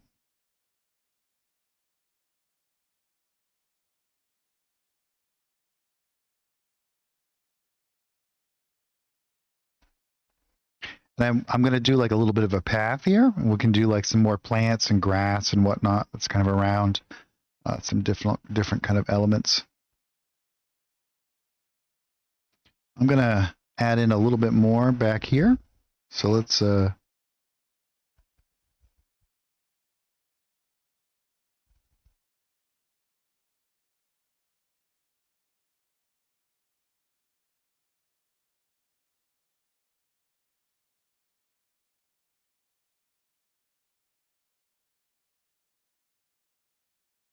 we want some stuff coming out from there as well. We might even want to actually go here, add some additional elements. We want to have some shadows kind of coming off of this stuff and some on it as well. So we'll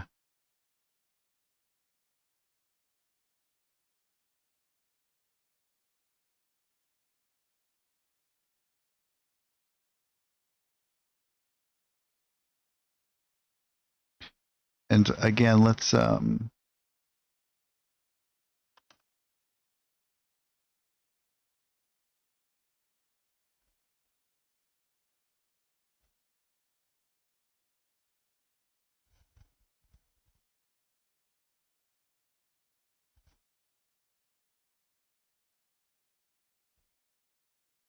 we can add in some incidental kind of ones on the ground.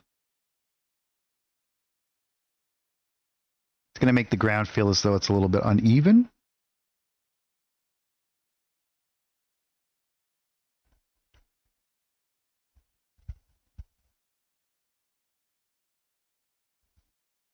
Super cool.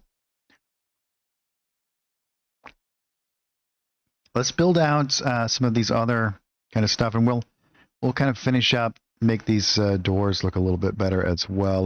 Let's add in.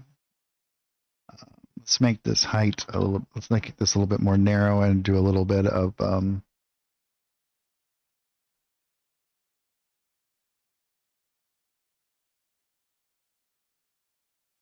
bottom here.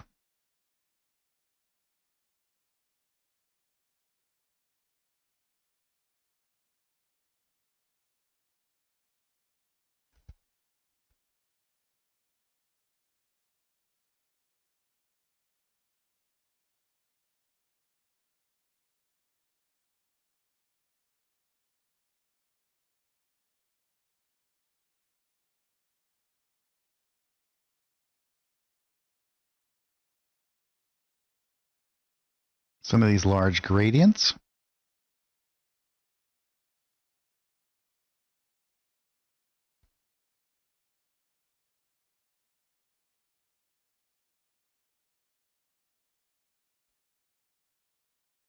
All right, let's grab some additional kind of plants here.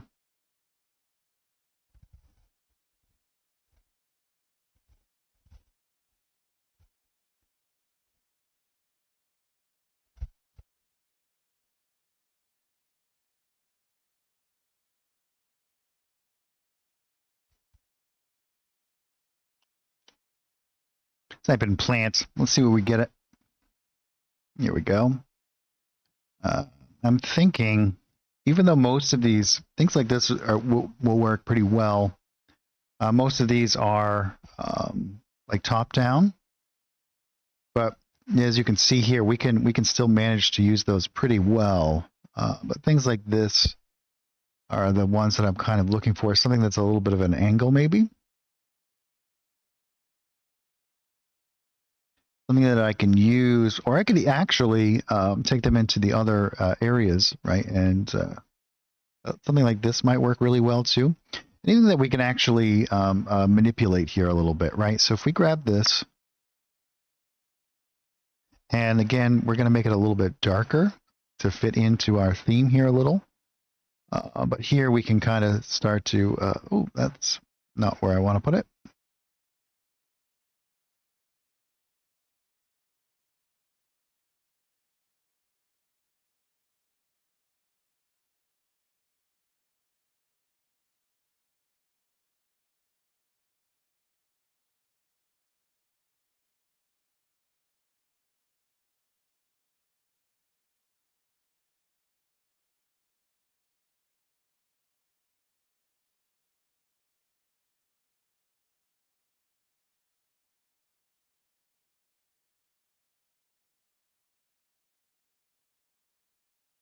I'm not sure that these are kind of fitting in as well as I'd like them to.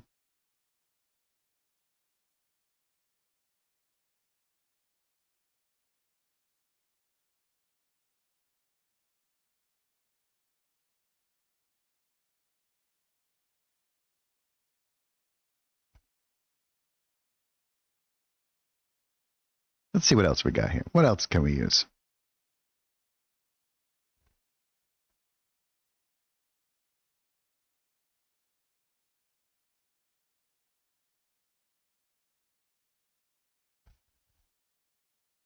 I think if we go into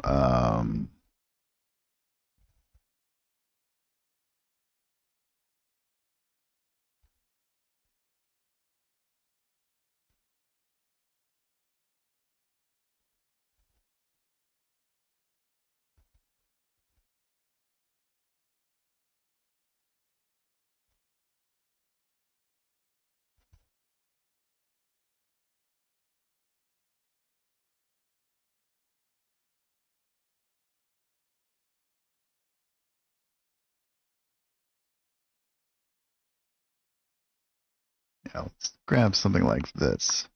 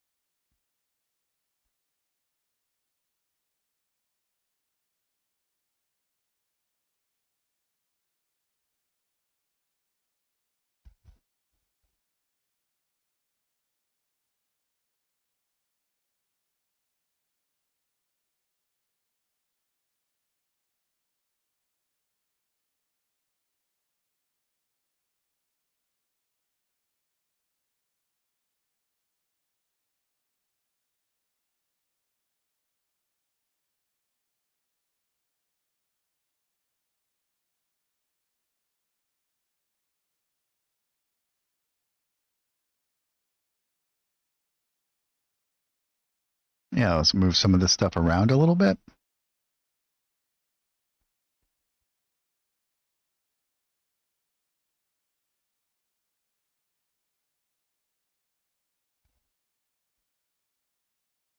Starting to look like a pretty cool handout. So I think what I'm going to do, we can go back down to our ground layer here, right? And I think what we can do is we can create another fill element here. So if we switch back over, probably do something like another painting layer. And if we do something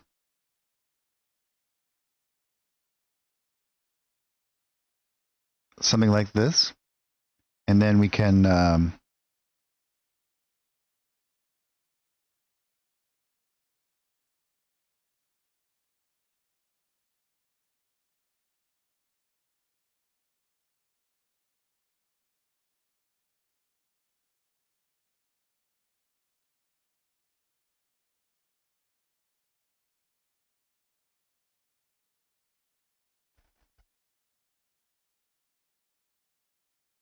simplify those strokes.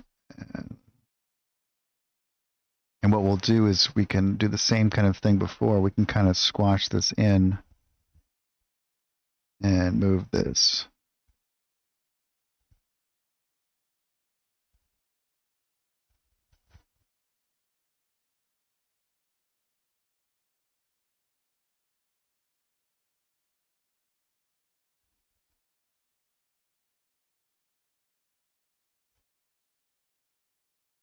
We might even want to make this a little bit like larger.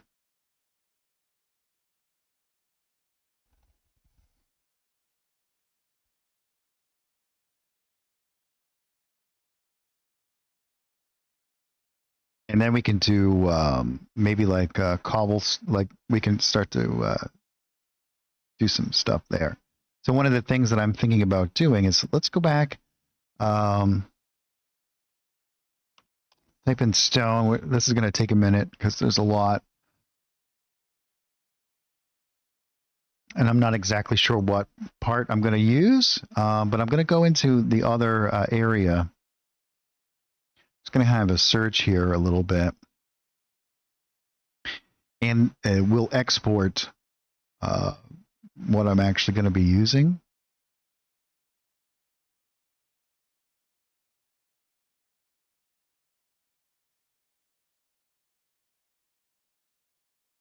Might be able to use something like this.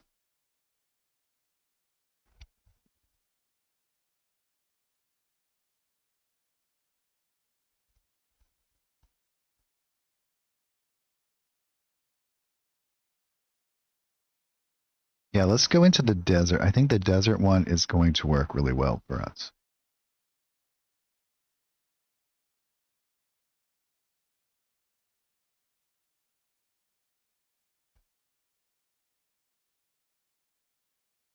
I'm just looking for something that's a little bit rounded.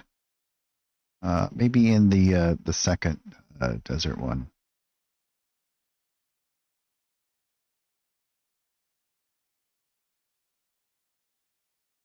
Maybe something like this.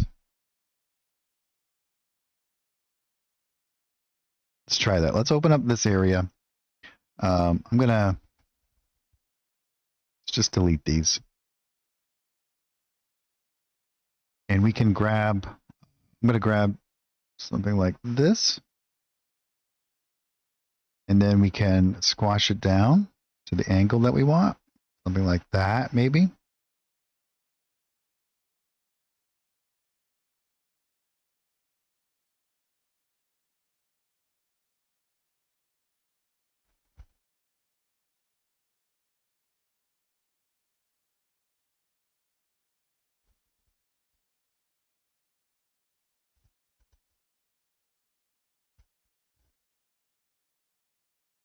And let's, I'm going to put these into a folder.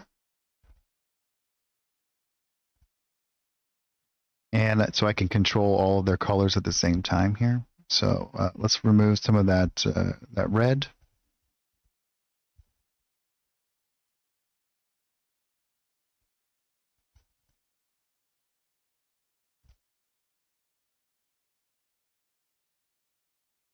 Something like this. That should work pretty good. And now I'm going to export that. I'm going to make sure I pick a PNG, right? And we're going to call these stone.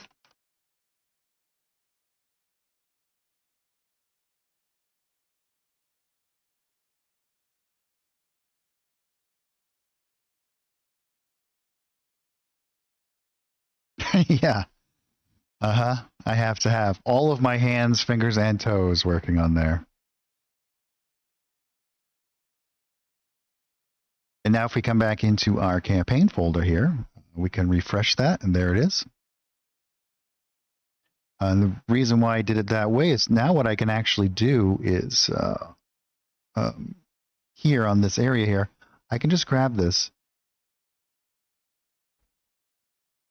And I'm going to make this a bit darker.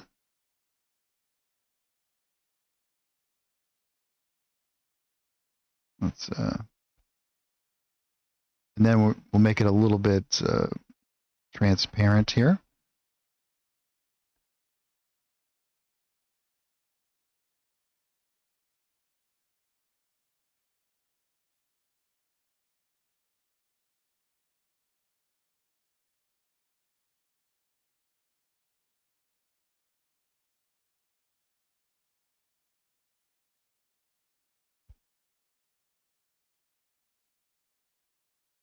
Now I can flip it, and we can do the other side here.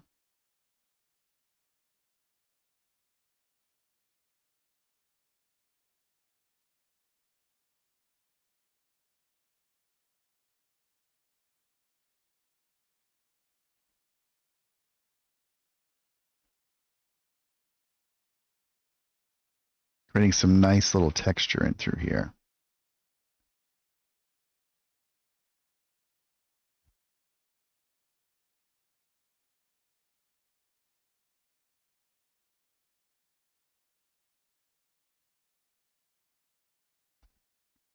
Hey, FGA. Yeah, we're making like a handout. Let's remove some of more of that. That's a bit dark.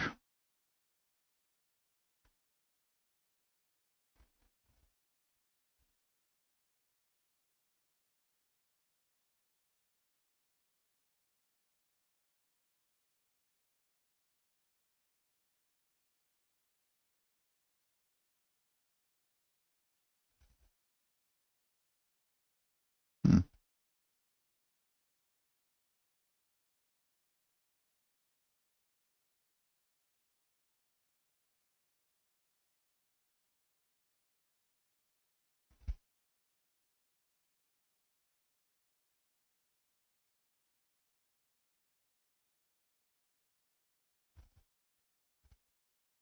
Interestingly enough, it seems to be going on darker than let's see if let's put this back to where it was.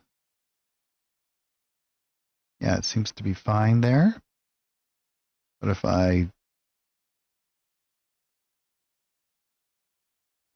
all right.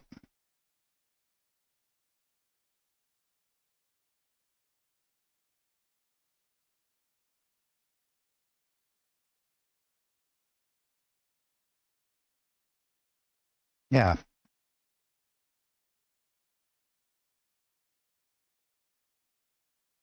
Cool.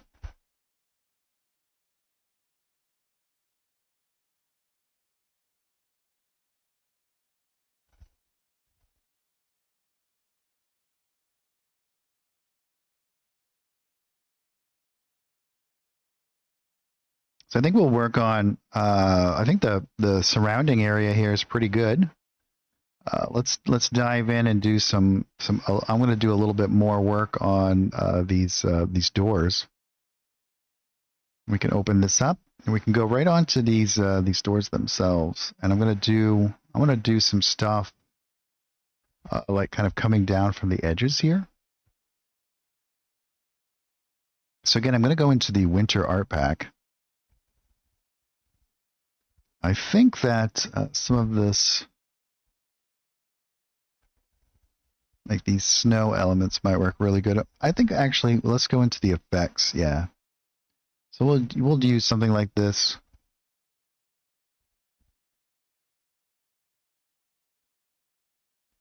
And what I'm actually going to do here is we'll make a new painting layer, and I'm going to actually add this in as a fill element here. So we're going to drop this in like that. We're going to make sure that we have our stroke turned off. And I'm going to draw out like a circle here.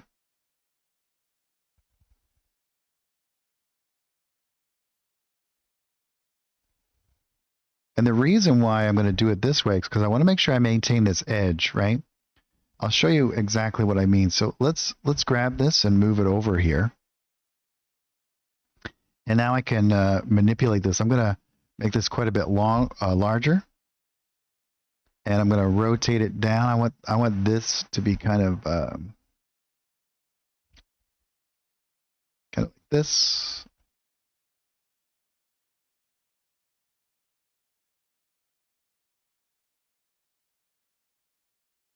Yeah, like that. And then what we'll do is I'm going to kind of pull this up and match it along this edge here, right? So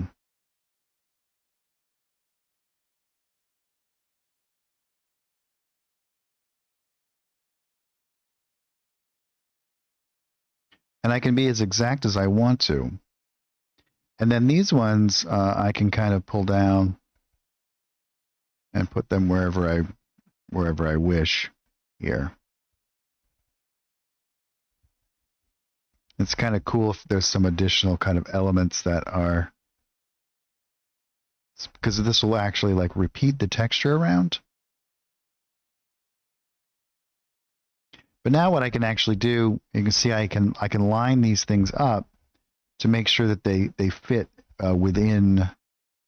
So it's going to look like it's just on the door itself, right? And I can zoom right in here and do very meticulous kind of work here. And now what I can do is I can lower down that opacity, you can see, and now it's going to feel as though that it's something on the door itself. I've taken that and I've made an edge with it.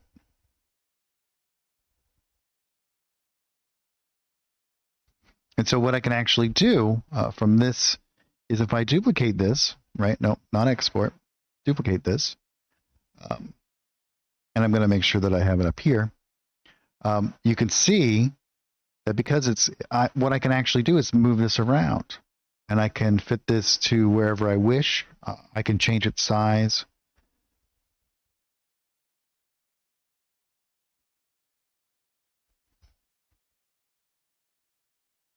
And this one, I think I'll lower down its opacity a little bit more. We can change its color. So if I wanted to make it like a little bit of a, maybe even something like this. And you can see these subtleties really add a lot to the whole thing here, right?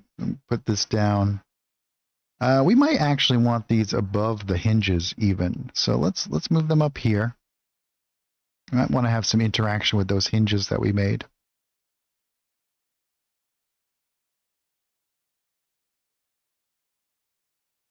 So I can kind of come over and I can do the same thing on one of these layers, right? Maybe over here or whatnot, but it just adds a whole bunch of additional kind of elements. The other thing that we might want to do is make this is a pretty straight edge here. So we might want to change that. We might want to add some additional kind of elements on there as well. So I'm going to grab this again, and with my line tool, I'm just going to start drawing out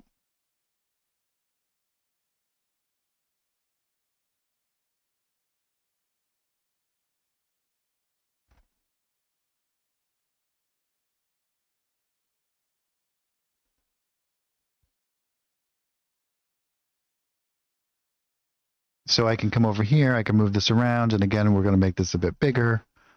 Let's rotate it.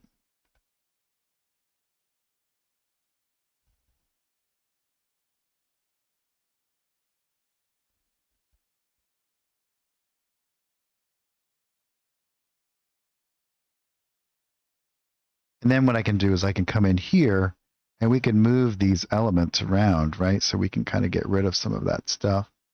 And again, we can make sure that we kind of line this up.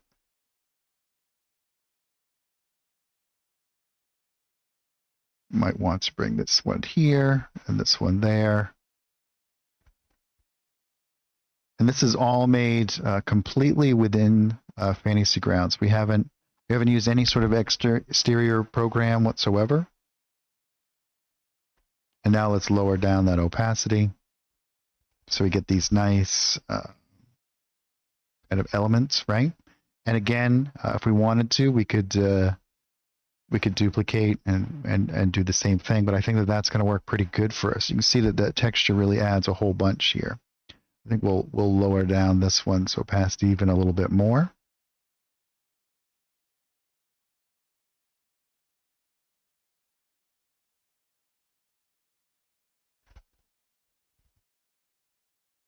So what do you think, guys? Anything else that you think we should add to this? I'm actually going to come up to, we're going to add an effects layer. Not a painting layer, an effects layer. And I'm going to go down to adjust colors. I'm actually going to make like some highlights on some things. Actually, you know what? Let's not. Let's do it painting style like we've been doing everything else. That way we can export this as an individual image. If you should always remember that using an effects layer, you're unable to. It won't export it when you do it.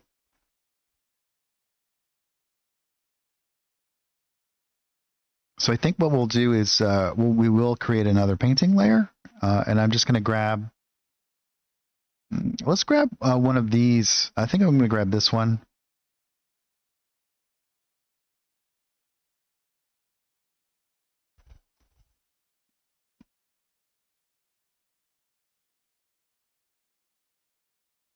Lower down the opacity a bit. And I'm going to make it a little bit on the yellow side. So I'm just going to take down the blue on it a little bit, right? And so what I'm going to do is I'm going to come in here and I'm just going to start to stamp some little highlights on some stuff, right?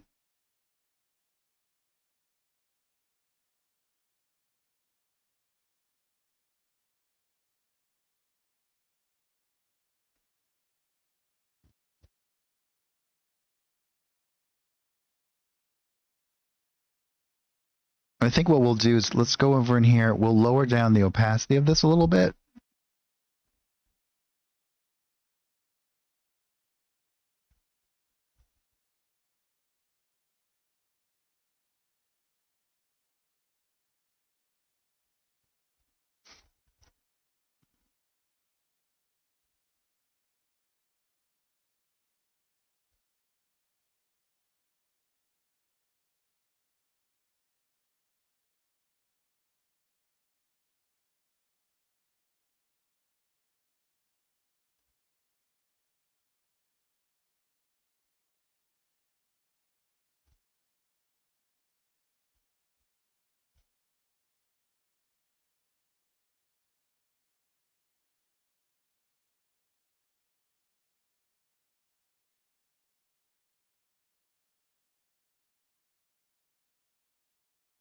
We should also add in a little bit of shadows from our plants on the walls here.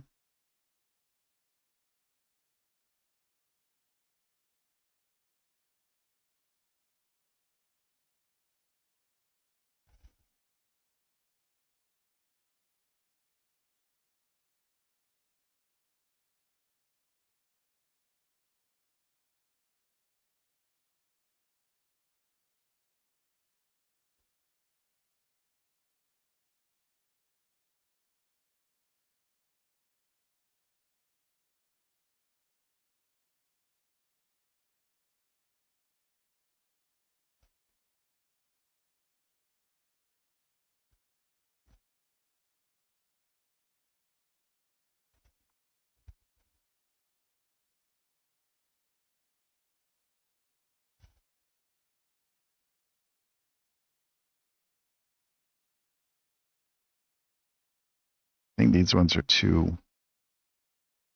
Yeah, we'll do something like that. And then we can zoom in a little bit and do some.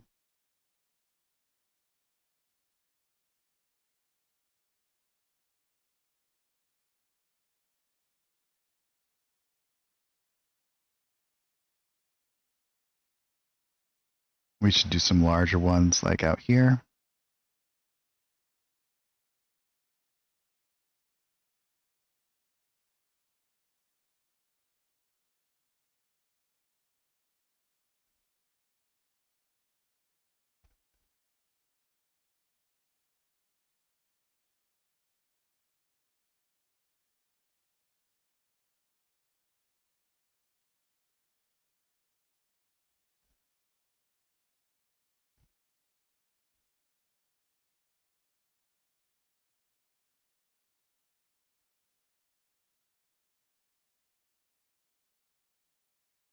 And here I'm just gonna darken this up, and I'm gonna use it to do some shadows on this stuff.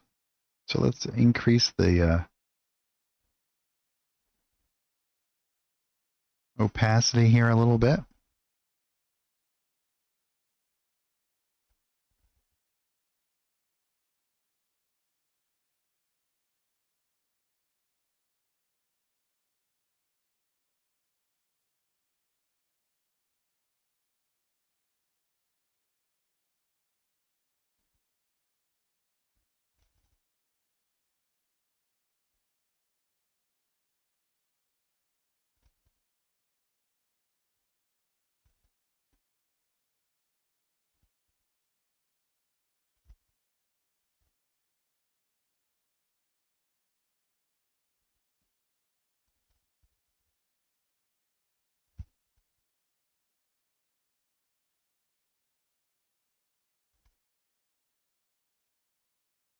Oh, thanks so much. Yeah, we're doing a handout style image, all created completely inside of Fantasy Grounds.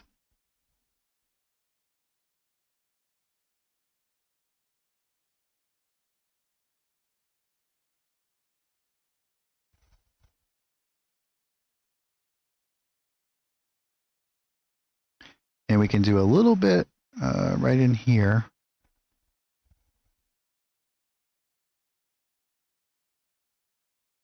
Kind of rough up some of these edges a little bit.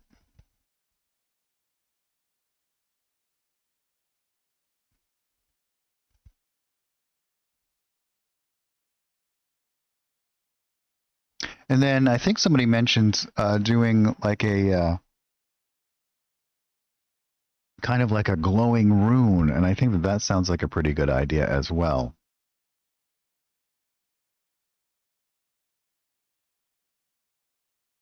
So maybe we'll do it like right here above the door. So what I'll do is we'll create a new painting layer, something like this. We can come in here. I'm going to turn the fill off and come over. Well, actually, you know what? Let's go to a painting thing here. And what we can actually do is we'll just make like a nice little symbol here real quick. So we'll drag out like a little square. And let's do switch to add mode here.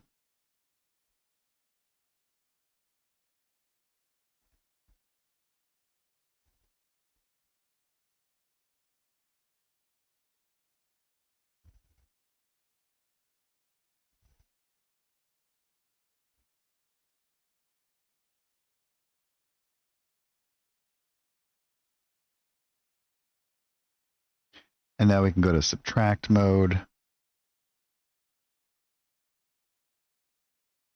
We're just going to make some interesting kind of shapes here.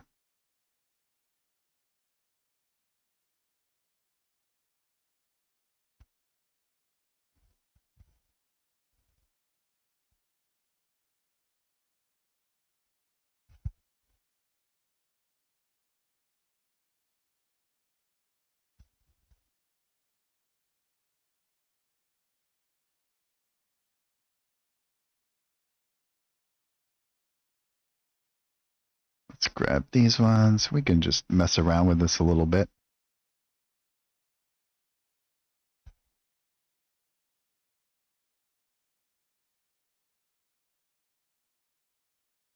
And we can grab this and maybe we'll move it over just a little bit here.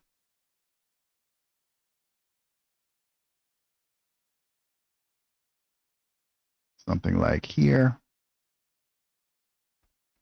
And we can come in here, right? And we can fade out these edges if we want to. That's a little bit too small for that, I think. But I think that'll work pretty good. What we're actually going to do, and by using our fill element, right, what we can do is we can create a mask from this. Basically, I'm just creating the shape for the fill element, right? So if we come over into our effects layer, right, we can create a new effects. But you see this, create an effects layer using the painting as a mask. So here we're using this as a mask, and what we're actually going to do is we're going to create this new effects layer. And then we can come down to adjust colors, for example. Let's bring this right up. Now let's remove this. And you can see now we can blur this out. We don't want to blur it that much, but maybe like something like this. And we don't even need this painting layer anymore. We're just using it to create this shape. And what we can do in here is we can make it any color we want to, as you can see here. Let's bring this down a little bit, and then we can up. Maybe we'll make it like this glowing kind of blue. And the more we blur this out, and we can leave this if we want, if we need to have some sort of like solid thing behind there. But here you can see we can create some really cool kind of effects. I think we'll move this down to like 11 or maybe even like 9. Should be pretty good. Yeah. And then we can just delete this layer. We don't even need it anymore. And so if you want to add, like we can duplicate this layer. If we duplicate this layer, it's going to duplicate all of these elements, right? So now we can do one that's blurred out more. Give it like a little bit of a glow. We might want to reduce it down a little bit. So it's, and now we have this nice like glowing little element there. Now, one of the things you have to remember is that you don't want to, if you export this, because we can export this image and create our own image from it, right? But it's not going to export any of our effects layers, right? So that's just something that you should remember. But you can always use a separate area like this to create these images. Like we could paint this out, and we could do this in the painting mode as well. But you can do lots of really cool stuff inside of Fantasy Grounds that you could literally make an entire module, do all of the artwork and everything right inside of Fantasy Grounds, export those images, and then go from there. It's a complete suite of tools. So if we go into to kind of like finalize this, what I would actually do is, and we're almost there. I think that it's a pretty nice little illustration that we've created here. The wall back here, right? So the stone wall. The shape that we have here is it's a little bit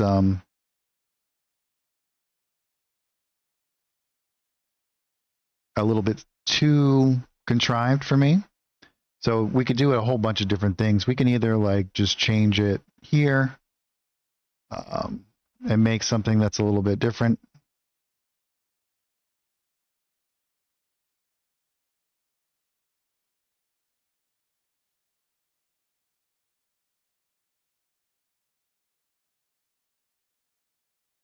And what I'll probably do, yeah, we can add some animated elements here in a moment. I think what I would like to do is on this, maybe we'll do it on like this layer. We'll add some more like this kind of like shrubbery stuff that's kind of out and around. So if we go back over into here, we should be able to grab, yeah, so like this. We might even want to do, let's see here.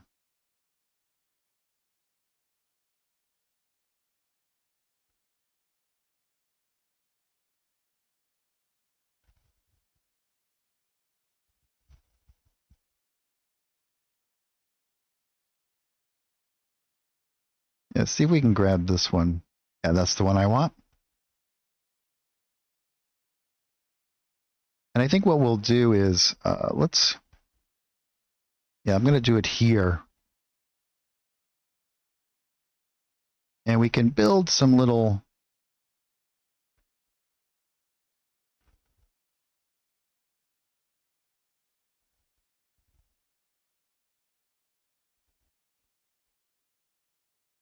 I'm going to add in some branches and stuff as well.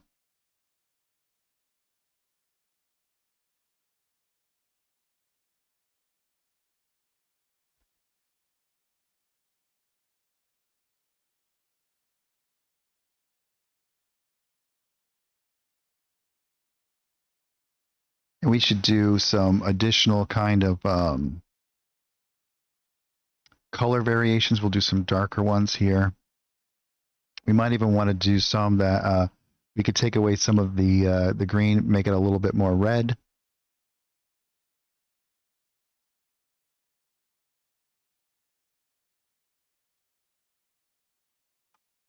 Do some color variations.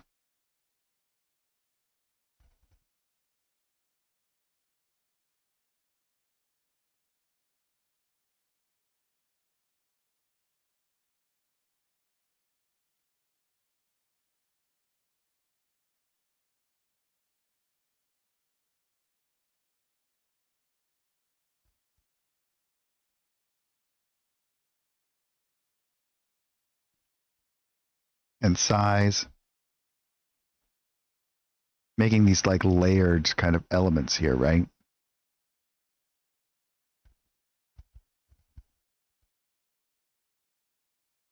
And now let's look, let me look for like a branch. That's not what,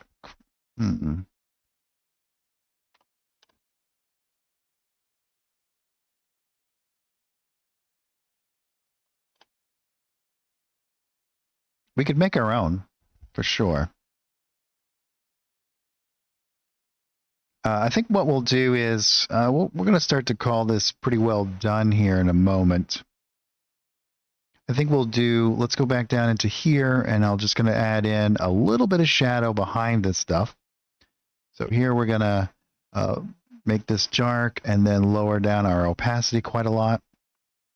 And I'm going to do some shadow like coming out from behind to give this some separation.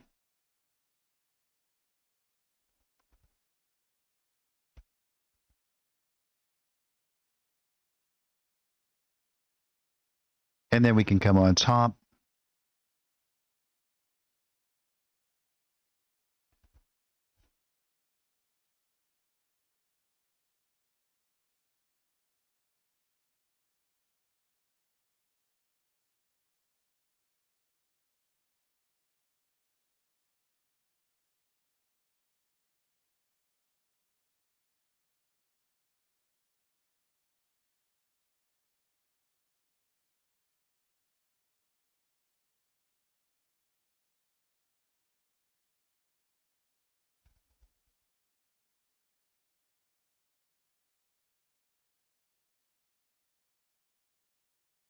And we can use some of these new elements as well.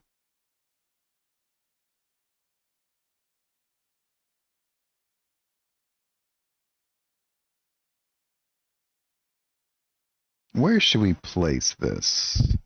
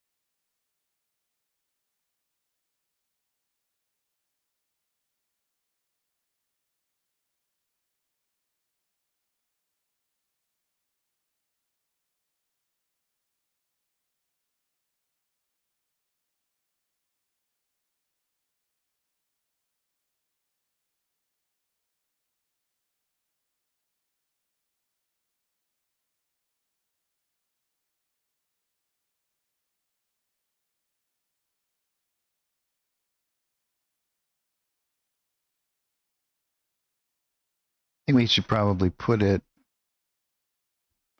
on a,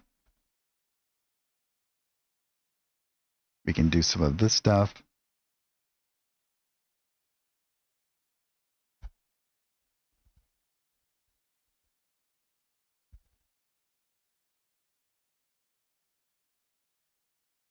And you can see how nice that kind of like fits in there.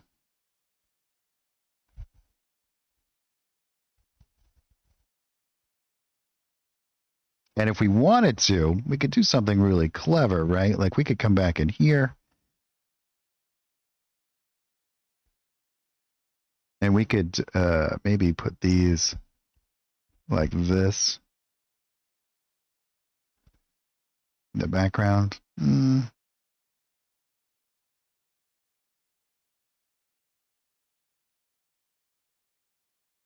I think that we should probably do something a little less. We could do something like this, though. This might work really well.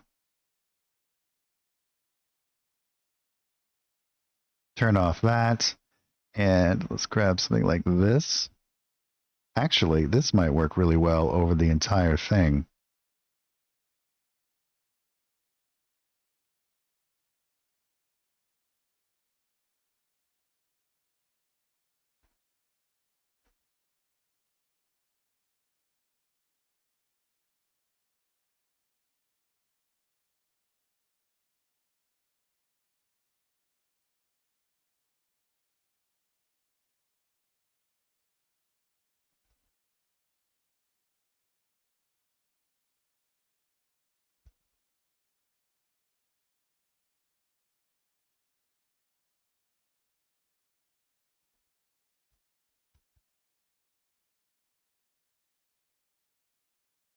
maybe lower that down. Let's make them a little bit,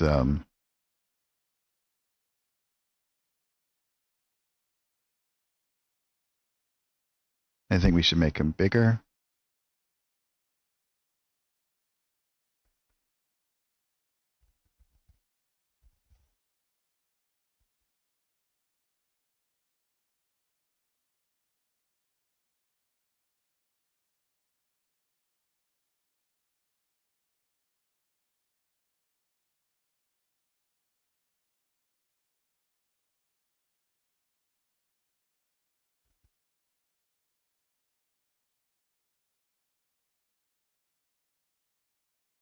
And we could even we could do this if we wanted to, right? We could let's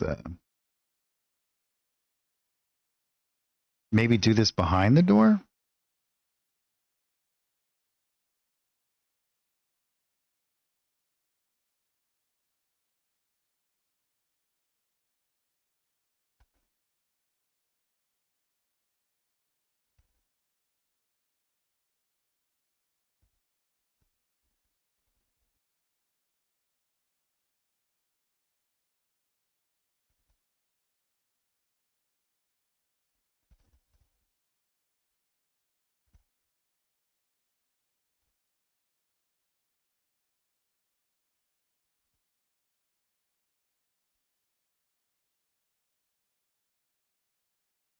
Yeah, that's pretty cool.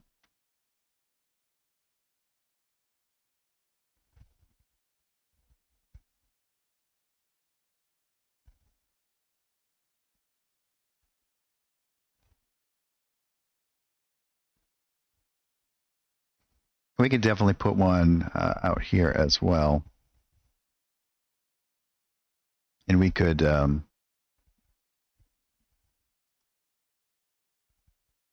and lower down the opacity of it a little bit.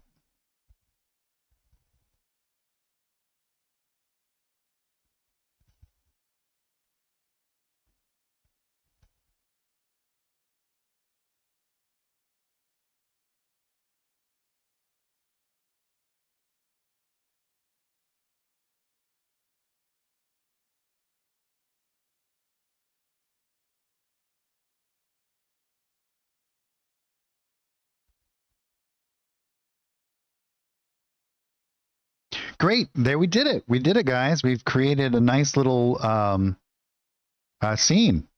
And now, if we export it, let's do that. Let's export this. And I'm going to save it as a PNG file. And we'll call it Scary Door.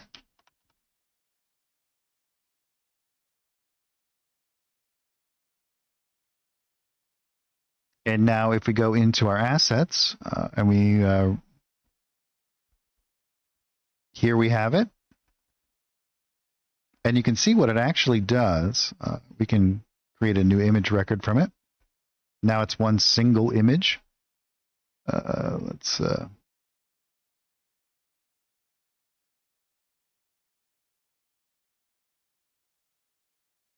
and it'll actually grab like a screenshot. So all of these like particles that are kind of flying around here, it'll kind of like freeze frame it and take it out. Which this can now be used as an image and stamped into another pre-existing thing. But here what we've actually done is created an element. And let me show you the difference. So if we were, and you can see that it does not replicate any of the adjust or the effects layers. So if we also, let's do it as a JPEG as well, so you can see the difference. So we'll do Scary Door. And again, we'll what this does is just going to fill in that background with black. So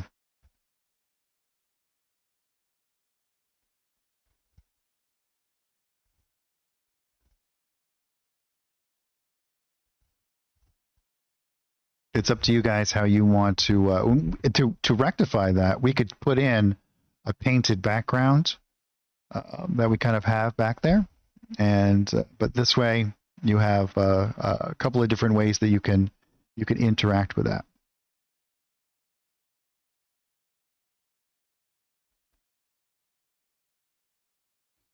So very cool, guys. Great idea. So we'll jump into this next time. We'll do like a spooky forest this next coming Saturday, and we'll build that out. But you guys can see now how powerful the image creation tools inside of Fantasy Grounds are, and that it's certainly not limited to just making maps. You can make some excellent looking handouts, and you could go on and you could actually literally create amazing elements inside of Fantasy Grounds all on your own without needing any sort of exterior program.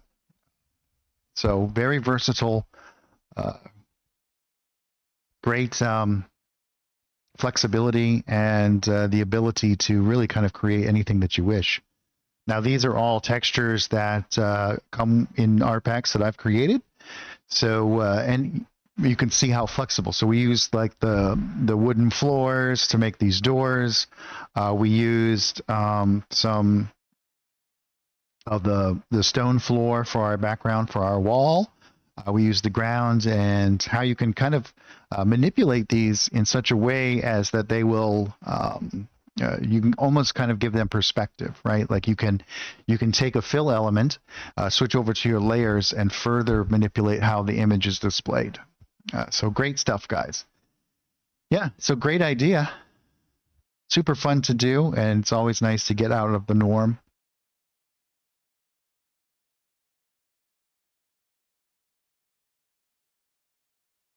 So I'm not exactly sure. The question is there a chance for a hex tile set?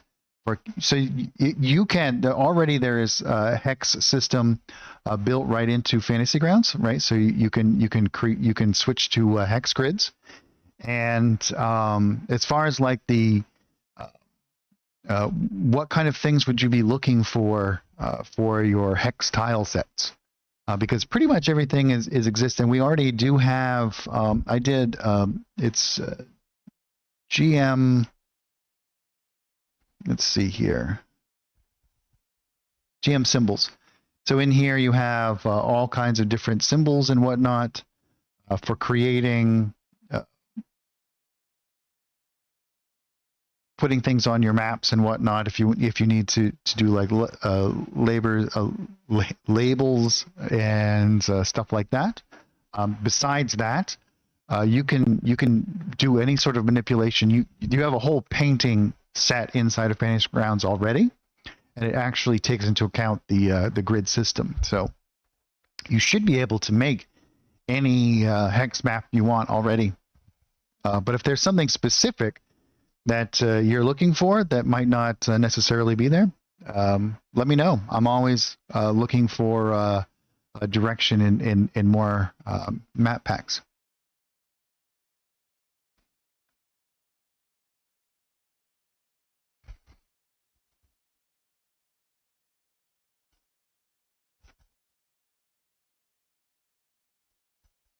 And there's all kinds of a regional map pack creation stuff too. So if you go into, we have, let's see.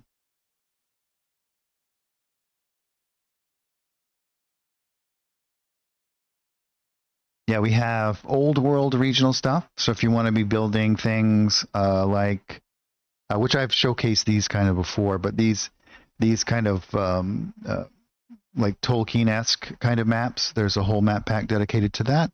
And then there is a more a kind of robust image creation stuff for creating regional maps as well. Oh yeah, racial map packs would be super fun to do, and that is definitely in the cards for the future. So yeah, absolutely. Well, great guys. Thanks so much for hanging out with me today. I really enjoy it. It was a super fun project to work on. I think it came out exceptionally well. And we'll be jumping back in this next Saturday. I try to stream every Saturday from 3 p.m. till around 6.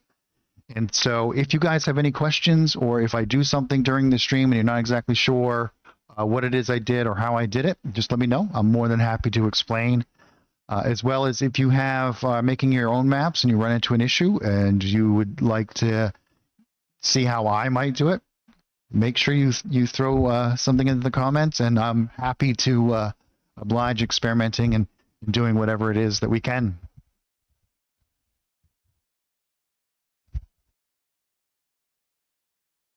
And so, like, in the same thing, maybe what we'll do next time before we jump into making the forest, we'll add some lighting effects to this. We'll use the lighting system, and I'll show you guys how you can use the lighting system to further enhance your handouts. So that system is in there for the maps, but it's very robust, and you can use that in lots of different ways. And setting up lights in this would be super fun, because we could add in all kinds of different stuff and create some really cool kind of effects in there. Oh yeah, yep, shadows with the lights and all kinds of stuff. So you can use the occluders to kind of set up some really cool kind of stuff in your handouts. And it can become a really, really kind of fun kind of element that kind of goes on there. Not to mention using all the different effects layers, and it's just a whole lot of stuff. So great, guys. Thanks so much. And we'll call it here for today. And we'll see you all guys next time. I hope everyone has a great week. Take care, everybody.